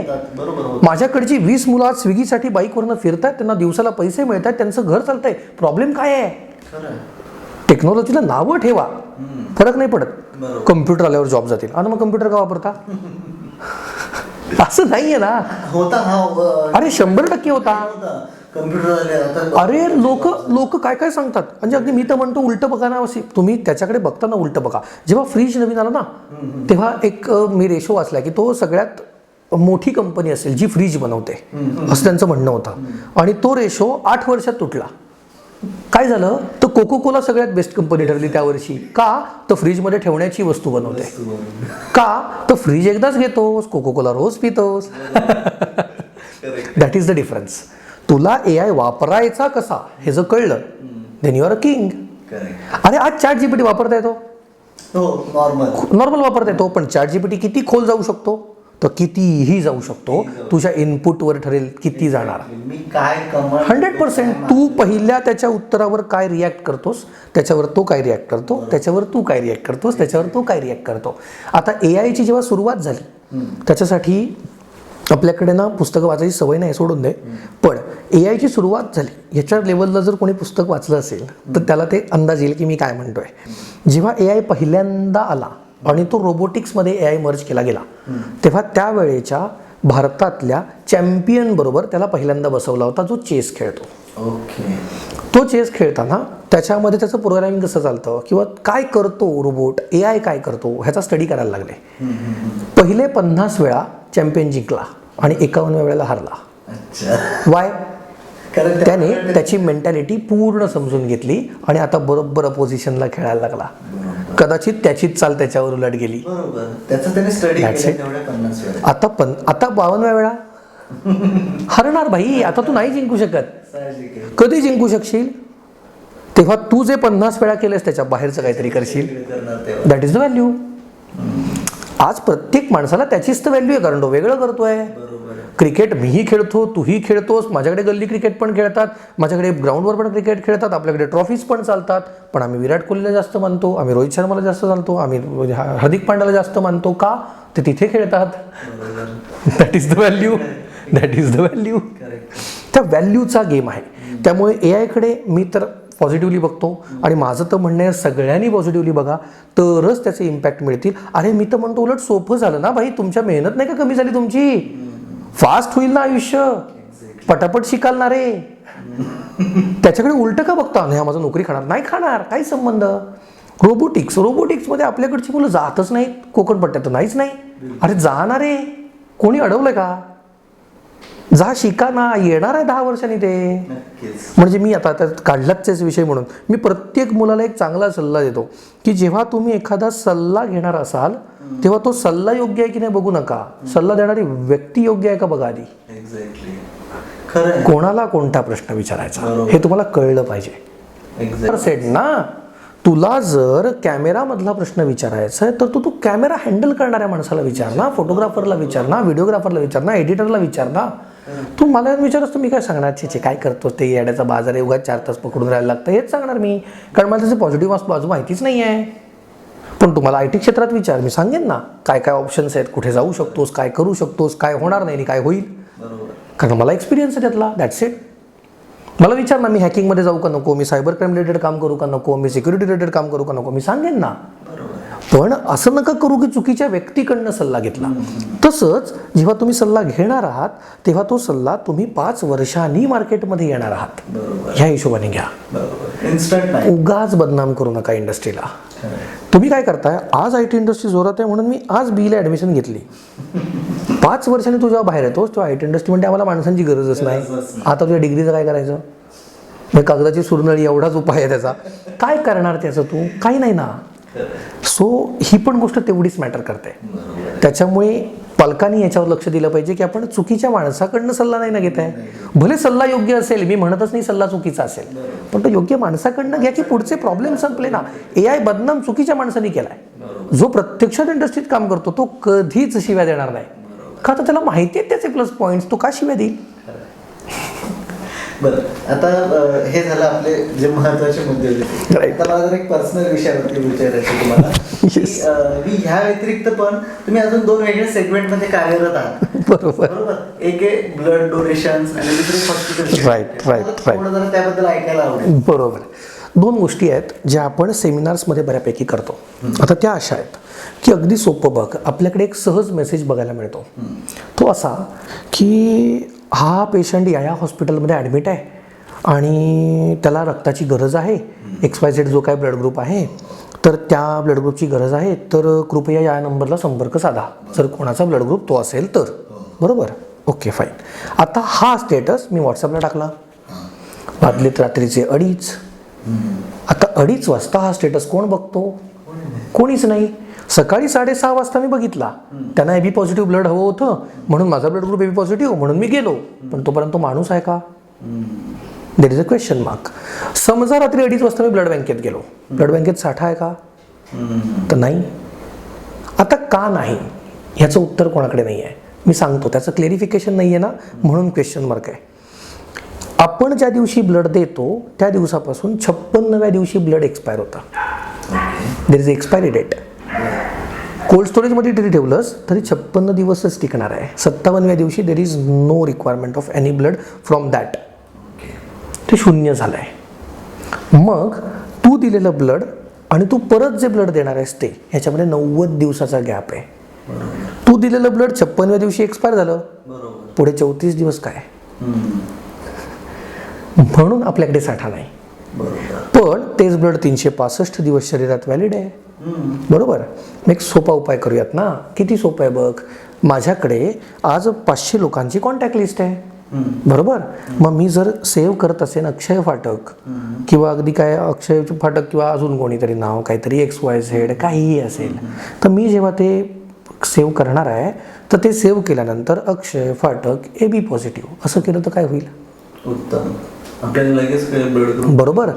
मग रात्री 2:30 वाजता जेव्हा डॉक्टर मला येऊन सांगतील मला ना A निगेटिव्ह ब्लड लागणार आहे 2 बॅग, मी ब्लड बँकेत जाईन नाही. मी काय करेन माझ्या कॉन्टॅक्ट लिस्टमध्ये येईन आणि A निगेटिव्ह सर्च करेन. बरोबर. त्याचा त्याचा फायदा काय होईल, माझी ब्लड बँक आहे ना, जो माझ्याकडे कॉन्टॅक्टमध्ये शेअर आहे त्याला मी फोन करू शकतो, भाई उठ ब्लड हवंय. बरोबर. ते पुढच्या 1 तासात 1.5 तासात अवेलेबल होणार आहे. जे काढून घेणार आहे प्रोसेस करणार आहे हॉस्पिटलला नेऊन जाणार आहे. That's it. It is possible. It is possible. आणि मग आम्ही जे कायम म्हणतो ना, नाही B निगेटिव्ह ना खूप रेअर आहे रे, O निगेटिव्ह ना खूप रेअर आहे रे. अरे कुठला रेअर, एवढी लोक आहेत का बी निगेटिव्ह नसणार आहे कोणाकडे? असणार आहे, तुला माहीत नाही आहे. बरेचदा हा एक्सपिरियन्स मी स्वतःही केला आहे की काय होतं, दुसऱ्या दिवशी सकाळी आमचा माणूस जातो, म्हणजे तो हकनाक जातो म्हणायचा, कारण का तर आमची चूक आहे ही. तो गेला. त्याच्यानंतर 8 दिवसांनी जेव्हा मी बाहेर पडतो, मी कॉफी प्यायला कुठेतरी जातो, तेव्हा माझा मित्र भेटतो आणि मी त्याला सांगतो, अरे ना ए बी निगेटिव्ह ब्लडच नाही मिळाला रे, मला फोन करायचा ना, माझं होतं. आता त्याचा कॉन्टॅक्ट नाही आहे का माझ्याकडे? आहे ना, पण त्याचं ए बी निगेटिव्ह ब्लड आहे माहिती आहे का? नाही. हे कुठेतरी तर कट केलं पाहिजे. आणि हे कट करायचं असेल तर दॅट इज द खूप सोपी पद्धत आहे. अरे तुला नंबर मी विचारला ना तुझा, मग ब्लड ग्रुप विचारला किती वेळ लागतो? आता लोक म्हणतात साहेब बरोबर आहे, पण मग अडचण अशी आहे की माझ्याकडे ऑलरेडी 500 सेव्ह आहेत, त्यांचे ब्लड ग्रुप कुठून आणू? काय विचारायला मागत आहे? बरोबर ना. आता लोक म्हणतात नाही वेळ नाही आहे. बरोबर आहे ना, मला माहिती आहे तुमच्याकडे वेळ नाही आहे. सोपं करतो, नको कॉल होईल तेव्हा पण नको, ते पुढे ढकलतच की ते होतच नाही, कारण उद्या कधी उजाडत नाही. अडचण काय आहे बघ, रोज सकाळी देवाला नमस्कार करतोस, उद्यापासून करू नको. सिम्पल कॅल्क्युलेशन आहे. उद्यापासून देवाला नमस्कार करू नको. 5 मिनिटं जातात तुझी, 5 मिनिटात 2 फोन होतात. रोज दोघांना फोन कर, 250 दिवसात 500 कॉन्टॅक्ट फुलफिल होतात. That's it. त्याच्यापेक्षा बेटर ऑप्शन हवा आहे, तोही देतो. व्हॉट्सॲपला बसलायस, ग्रुप आहे व्हॉट्सॲपला, व्हॉट्सॲपच्या ग्रुपवर एक मेसेज तर करून बघ की मी आजपासून ब्लड ग्रुप सेव्ह करतोय, ज्याचे कोणाचे ब्लड ग्रुप आहेत त्यांनी मला प्लीज पर्सनलवर कळवा. कदाचित मी म्हणतो 100 नाही 50 तर कळवतील, 5 तर कळवतील, त्यांचे 5 फोन तुला करायला नकोत. दॅट इज द इझिएस्ट वे ना. कारण नका देऊ, सॉरी फॉर दॅट, कारण नका देऊ. मला रात्री 2 वाजता उठून वडापाव खायचा असेल तर मी 500 किलोमीटर नाही 100 किलोमीटर जायची पण तयारी दाखवतो, आणि मग तेव्हा माझ्याकडे वेळ असतो ना. म्हणून ना मला मी एक संकल्प केला होता की 365 दिवस 365 विचार. कन्सेप्ट सिंपल होती की तुला फोन करायचा आणि तुला विचारायचं की तू म्हणून एक समाजासाठी म्हणून किंवा यंग जनरेशनसाठी म्हणून किंवा तुझ्या आयुष्याच्या एक्सपिरियन्सवरनं एक विचार सांग. तो काहीही असू शकतो ना, तो तुझ्या एक्सपिरियन्सवर आहे, तो मी पोस्ट करायचो. असं मी 365 दिवस संकल्प केला होता. त्याच्यामध्ये एक विचार खूप चांगला आला होता आणि तो विचार मी कायमस्वरूपी लक्षात ठेवेन. तो असा आहे की आयुष्यात एखादी गोष्ट करत असताना तुम्ही एक प्रश्न कायम विचारा की हे खरंच गरजेचं आहे का? त्याचं उत्तर हो असेल तर करा, त्याचं उत्तर नाही असेल सोडून द्या. As simple as that. एवढं सोपं आहे. मग कारण त्याचं पद्धतच नाही ना, काय संपलं ना. एवढं इझी आहे. सो ब्लड ग्रुप सेव्ह करू शकता. जे प्रेक्षक बघतायत त्यांनीही करा, जेणेकरून तुमच्या रिलेटेड जेव्हा लोकांना प्रॉब्लेम येतात तेव्हा लोक तुमच्यापर्यंत पोहोचू शकतील, तुमच्यापर्यंत फोन्स येतील, तुम्ही त्यांना मदत करू शकता. आज मला फोन येतात हॉस्पिटलमध्ये, लोक नंबर देतात, तुझ्याकडे नाही आहे ब्लड ग्रुप, थांब जरा सरांचा नंबर देतो, फोन करून विचार, त्यांच्याकडे नक्की आहेत. आम्ही 10 बाटल्या ओ निगेटिव्हच्या अरेंज करून दिल्या आहेत. कोण म्हणतो रेअर आहे? रत्नागिरीसारख्या शहरात. अरे माझ्याकडे तर रत्नागिरीतले 500 कॉन्टॅक्ट असतील, लोक जास्त आहेत ना रे. आणि बाय सायन्स आजोबांचा आणि नातवाचा ब्लड ग्रुप साधारणतः सेम असतो बाय सायन्स. कसा रेअर असेल? नसणार ना रेअर. हा झाला पहिला मुद्दा जो आपण ब्लड ग्रुपच्या बाबतीत झाला. तसाच दुसरा आहे तो हॉस्पिटलच्याच बाबतीत आहे, पण आता बघ रिलेट होतोय का? म्हणजे आपण विसरतो किंवा लक्षात आहे किंवा माहिती आहे पण आपण करत नाही, असं होतं. तर आपण बरेचदा एखाद्या पेशंटला जो ICU मध्ये आहे त्याला बघायला जातो. बरेचदा हे होतं. आणि आता मला विचारशील तर 90% पेशंट ॲडमिट झाला की तो ICUत जातो. That is a fact. हां, पण मग जेव्हा तो पेशंट ICUत जातो, ICUत असतो, तेव्हा आम्ही त्याला भेटायला जाणार. आणि भेटायला जाताना आम्ही काय करणार? आम्ही फळं घेऊन जाणार. बरोबर. आता ती फळं जी आम्ही घेऊन जाणार ती कन्सेप्ट काय बघ. सफरचंद 250-300 रुपये किलो जी काय असतील ते आम्ही घेणार. ती घेणार कुठे? हातगाडीवर. ती त्या क्वालिटीत बनली आहेत का? माहीत नाही. त्याच्यावर इंजेक्शन मारलंय का? माहीत नाही. ते कशा खतावर पिकवलंय? माहीत नाही आहे, कारण ते माझ्या घरी बनलं नाही आहे. हा पहिला मुद्दा. दुसरा मुद्दा असा की ते ज्याच्यातनं मी घेऊन जाणार ती प्लॅस्टिक पिशवी गव्हर्नमेंटने बॅन केली आहे, म्हणजे तेही मी वापरणार का? तर ते ट्रान्सपरंट आहे, म्हणजे मी हॉस्पिटलला गेल्यानंतर कळणार लोकांना की हा सफरचंद घेऊन आलाय. का दाखवायचं आहे मला नाही माहिती, पण दाखवायचं आहे. आता हा झाला पहिला मुद्दा. आता ह्या 2 गोष्टी होत आहेत, पण माझ्या डोक्यात बरेच दिवस हा एक प्रश्न आहे की तो पेशंट ICUत आहे, त्याच्या तोंडाला मास्क आहे, सफरचंद खाणार कुठून? बरोबर. म्हणजे अडचण अशी आहे की तू दिले सफरचंदाचं होतं काय? तर काहीच नाही. बरोबर. मग एक संकल्पना माझी अशी आहे की मी लग्नाला जातो, मी मुंजीला जातो, मी हळदीला जातो, बरोबर. मी त्यावेळेला एक प्रेझेंट पाकिट घेऊन जातो, बरोबर, आहेर म्हणून. आता त्याच्यात पण एक गंमत आहे ती अशी आहे की आपल्या आता ना सध्या पत्रिकेवर खाली एक लाईन यायला लागली की कृपया येताना आहेर आणू नये, बरोबर. त्याच्यावर एक लाईन लिहिलेली असते, माहिती आहे, कृपया येताना आहेर आणू नये. याच्यावर एक लाईन असते आणि ती लाईन अशी आहे की आपली उपस्थिती हाच आमचा आहेर, बरोबर. म्हणजे काय रे, तुम्ही येऊ नका. 2 लाईन जर सलग वाचल्यास तर त्याचा अर्थ काय होतो की आपली उपस्थिती हाच आमचा आहेर, कृपया येताना आहेर आणू नये. म्हणजे काय, तुम्ही येऊ नका. आता हा जरा जोकिंग पार्ट, पण ही लाईन सुरू झाली तरीही आपण आहेर घेऊन जातो. का, तर आपण असंच हलक्या हातानं जायचं नसतं, रिकाम्या हातानं जायचं नसतं, बरोबर. मग ते पाकिट ज्याच्याकडे जातं, बरोबर, तो काय करतो, तो ते पाकिट घरी नेतो. घरी गेल्यानंतर एक वही असते, त्या वहीमध्ये लिहून ठेवलेलं जातं काय, तर भूषणनी आज 100 रुपये ह्या पाकिटात दिले, किंवा अक्षय फाटकनी या पाकिटात 200 रुपये दिले, जे काय असेल ते का लिहिलं जातं. परत जेव्हा माझ्या घरी किंवा तुझ्या घरी असा कार्यक्रम असेल, जेव्हा मला पाकिट द्यायची वेळ येईल, तेव्हा मी या अमाऊंट एवढं तरी पाकिट दिलं पाहिजे. That is the basic Indian mentality, बरोबर. मग हीच प्रथा आपण जर हॉस्पिटलमध्ये राबवली तर काय होईल. उत्तम. जर आपण 300 रुपयाची फळं न घेऊन जाता एक कोरं पाकिट, त्याच्यावर लवकर बरे व्हा किंवा गेट वेल सून लिहून त्यात 300 रुपये टाकून ते पाकिट देऊन आलो तर काय होईल. खूप सोपं आहे. 300 रुपयाची फळं विकत गेलं, मी पैसेच खर्च करतो, तेच पैसे पाकिटात टाकून द्या. कारण आपल्याकडे एक मोठा प्रॉब्लेम असा आहे की आजारी पडलेल्या प्रत्येक माणसाच्या डोक्यात एक मेंटॅलिटी आहे की याचा खर्च कसा उभा राहणार आहे. आणि आपण आजही त्याच्यासाठी कधी कुठला फंड साईडला नाही काढत. जवळजवळ 80% लोक कारण का काढत नाही, तर मुळात तेवढं कमवतच नाही. कारण 10% लोक कमवतात आणि 90% लोक जगतात, हा फरक आहे. जर ते 300 रुपये तिथे पोचले तर त्या 300 रुपयाचा ऑक्सिजन जो लागणार आहे ना, तो विकत घेता येईल. खूप सुंदर. हे खूप इझी आहे. आणि ही संकल्पना कदाचित आपल्या वरच्या जनरेशनला खूप चांगल्या भाषेत समजावून सांगितली तर पटते, हे मी करून बघितलं आहे. पण ते तुम्ही सांगायला पाहिजे की नाही काका आपण आज हे नको नेऊया, आपण ना पैसे नेऊया, तर त्याचा वापर असा असा करता येईल, त्याला गोळी लागली तर घेता येईल, त्याला ऑक्सिजन लागला तर मिळेल, त्याला सलाईन लागलं तर घेता येईल, त्याला अजून तिथे काही गरज असेल तर घेता येईल. आणि फळंच हवी असतील तर हॉस्पिटलच्या बाहेरही मिळतात ना रे, तो त्या पैशाची फळं घेईल ना, तुम्ही का देताय. म्हणजे मी बरेच हॉस्पिटलची कंडिशन्स बघितले की हॉस्पिटलमधून पेशंट घरी आला तर फळांचा ढीग असतो. काय होणार त्याचा, फुकट जाणार ना. ते कोणाच्या तरी मुखाला लागलं असतं तेही नाही, ते त्याने खाल्लं तर तो जगेल का वाचेल हेही माहीत नाही, कारण ते कसं पिकवलं हेही माहीत नाही. सगळे प्रॉब्लेम गायब झाले. त्याला जे गरज आहे ते द्या.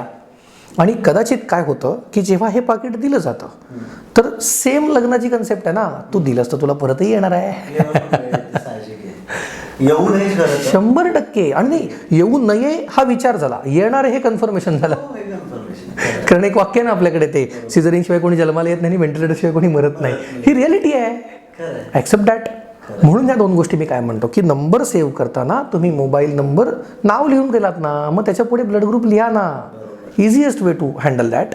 सेम कन्सेप्ट, तुम्ही हॉस्पिटलला भेटायला जाणारच आहात ना, पाकिट घेऊन जाणार. उत्तम. खरो ह्यानी फरक पडेल ना. कारण का, तर त्याचा फंड गोळा होईल. 100 लोक 300 रुपये घेऊन भेटायला गेली तर 30,000 रुपये झाले ना रे, हॉस्पिटलचा खर्च निघाला, माणूस खुशी खुशी बरा होईल, काहीच करायला नको. आणि प्रत्येकावर बर्डन येईल का, नाही येणार. 300 रुपये तर दिलेस, बरोबर आहे. जे फळांना देणार होतास ते देणारच होतास, त्या तुझ्याकडनं गेलेच आहेत. म्हणजे मी असं म्हणत नाही की फळं नेऊ नका, पण त्याला हवी तर तो विकत घेऊन खाईल. बरोबर. सिम्पल आहे. त्याची रिक्वायरमेंट आहे तर तो घेईल, त्याला ऑक्सिजनची रिक्वायरमेंट आहे तो घेईल. सो हा जर बदल झाला तर कदाचित असं होऊ शकेल अजून 10-15 वर्षांनी की कुठलाच हॉस्पिटलचा खर्च कोणाही एकट्यावर कधीच पडणार नाही. खूप छान. आणि आता हे हॉस्पिटल पण करू शकतं भविष्यात की तुम्हाला भेटायला जायचं आहे ना, तर 100 रुपये एंट्री फी भरा, जी त्याच्या बिलातनं कमी होईल. That is also possible thing. खरंच खूप छान. That is also possible thing. काय होईल याच्यातनं 2 प्रकार होतील. एक म्हणजे गेल्यानंतर माणूस तिथे चर्चा काय करतो, कसं झालं रे, तुला कळलं नाही का रे, अरे त्याला कळलं असतं तर झालं असतं का रे, काय गडबड, गप्पा काय मारता. त्याला बरं करण्यासाठी गेलात आहे का टेन्शन देण्यासाठी गेलात आहे, नको ना. मग ही लोक काय होतील आधी 100 रुपये भरायचे म्हटल्यावर, आणि जो तुमचा आहे ना खरंच तो येईल. म्हणजे काय, आधी पेशंटला आराम मिळेल जो मिळत नाही. ह्या सगळ्या गोष्टी फुलफिल होतील जेव्हा हे सुरू होईल. सो म्हणून या 2 गोष्टी आपण या सेमिनारमधून पण मी सांगतो, जसं तू आत्ता विचारलंस म्हणून मी तुलाही सांगितल्या. पण ही कन्सेप्ट प्रत्येकापर्यंत जेव्हा पोचेल तेव्हा ते एक प्रॉपर वेनी वर्कआउट होईल. आता हे म्हणजे माझं बोलणं संपवता म्हणून मी कंप्लीट करतो की 5 गोष्टी सांभाळा ज्या सायबर क्राईममध्ये आहेत. एक म्हणजे फोनला पासवर्ड ठेवा, फिंगरप्रिंट नको. दुसरं, तुमच्याकडचा QR कोड तुम्ही स्कॅन केला, तुम्ही पिन टाकलात तर तुमच्याकडचे पैसे जाणार आहेत, येणार नाही आहेत. कोणतीही गव्हर्नमेंट संस्था, कोणतीही गव्हर्नमेंट इन्स्टिट्यूट, कोणतंही गव्हर्नमेंट तुम्हाला फ्री ऑफ कॉस्ट जेव्हा काहीतरी देत असतं तेव्हा त्याची बातमी, तेव्हा त्याचं लेटर, तेव्हा त्याचं ॲडव्हर्टायझिंग हे सगळं होत असतं. त्याच्याशिवाय तुम्हाला कोणीच काही देत नसतं. कुठलीही लिंक तुम्हाला येत नाही. ती लिंक तुम्हाला आली तर बरेचदा ती फेक असण्याची शक्यता आहे. पूर्ण लिंक वाचल्याशिवाय त्याच्यावर विश्वास ठेवू नका. लाईट बिलाच्या बाबतीत एक मोठा स्कॅम चालू आहे. तुमचं लाईट बिल भरलेलं नाही आहे म्हणून तुम्हाला लाईट कट केला जाईल असे मेसेजेस येत आहेत. त्याच्याबरोबर तुम्हाला फोन नंबर येतोय, त्याच्यावर फोन करायची काही गरज नाही आहे कारण गेल्या महिन्याचं लाईट बिल तुम्ही भरलंय का नाही आहे तुम्हाला माहिती आहे, तरी आपण फोन करतोय. करू नका. तसंच तुमच्या हातात फोन आहे, तुम्ही व्हिडिओ कॉल सहज उचलताय, तो न कळत उचलला जाऊ शकतो. बरेचदा तो स्कॅमर्सचा असू शकतो जिथे तुमचा फोटो कॅप्चर करून तुम्हाला ब्लॅकमेल केलं जाऊ शकतं. So it is possible to handle a video call with that security. कॅमेऱ्यावर बोट ठेवा आणि व्हिडिओ कॉल उचला. समोरचा माणूस ओळखीचा आहे, बोट बाजूला करू शकताय, तुम्ही सेफ राहू शकताय. समोरचा माणूस ओळखीचा नाही आहे, कट बटन तुमच्याकडे पण आहे. That's it. तुम्ही ट्रॅव्हलिंगमध्ये आहात, दुसऱ्या हाताचं बोट इथे पकडणं शक्य नाही आहे. फोन तुम्ही समोर पकडा आणि उचला. It is also possible. तुमचा चेहरा दिसणार नाही याची काळजी घ्या. आणि मग समोरचा माणूस ओळखीचा आहे तर यू कॅन टर्न इट ना, काहीही प्रॉब्लेम नाही आहे. ह्या गोष्टी सांभाळा. OTP देऊच नका कोणाला. जर तुम्हाला माहिती आहे कोण OTP पाठवणार आहे, कशासाठी जनरेट झाला आहे तर देऊ शकताय. जर तुम्हाला माहीत नाही शेअर करू नका. कुठलंही ॲप्लिकेशन, कोणतंही ॲडव्हर्टायझिंग पोर्टल, कोणतीही साईट व्हेरीफाय करून वापरा ती ओरिजिनल आहे का नाही. शेअर मार्केट ॲप्लिकेशन वापरताय तर ते सेबी अंडर रजिस्टर्ड आहे का नाही आहे बघा आणि मग वापरा. तुम्हाला बघता येत नाही आहे तर त्याच्या रिलेटेड माणसाला विचारा मग वापरा. व्हेरीफाय करा, 2 मिनटं घालवा, घाई काहीच नाही आहे. मग हे सगळं तुम्ही केल्यानंतर पण सायबर क्राईम झाला तर मी आहे. हे जसे 2 संकल्प आहे ते आपणही त्याच्यासाठी भरपूर हातभार लावायचा आहे. एक म्हणजे तुम्हाला यापुढे तुमच्या मोबाईलमध्ये नंबर सेव्ह करताना त्यासोबत त्याचा ब्लड ग्रुप सेव्ह करायचा आहे. आणि दुसरं म्हणजे हॉस्पिटलमध्ये कधी कोणाला भेटायला जाणार असाल तर त्याला फळं किंवा फुलं हे नेण्याची आवश्यकता नाही. त्याला आर्थिक मदत ही त्याची खूप मोठी गरजेची गोष्ट असते. तेव्हा त्याचा मानसिक ताण सगळा दूर करते. म्हणून ते एक करा. आणि आता पुन्हा एकदा सरांना धन्यवाद करतो. आणि सर पुन्हा एकदा कधीतरी एखाद्या नवीन विषयाला घेऊन आपण एकदा चर्चा करूयात नक्की. तोपर्यंत तुम्ही सगळ्यांनी बघत राहा द गजाली शो. धन्यवाद.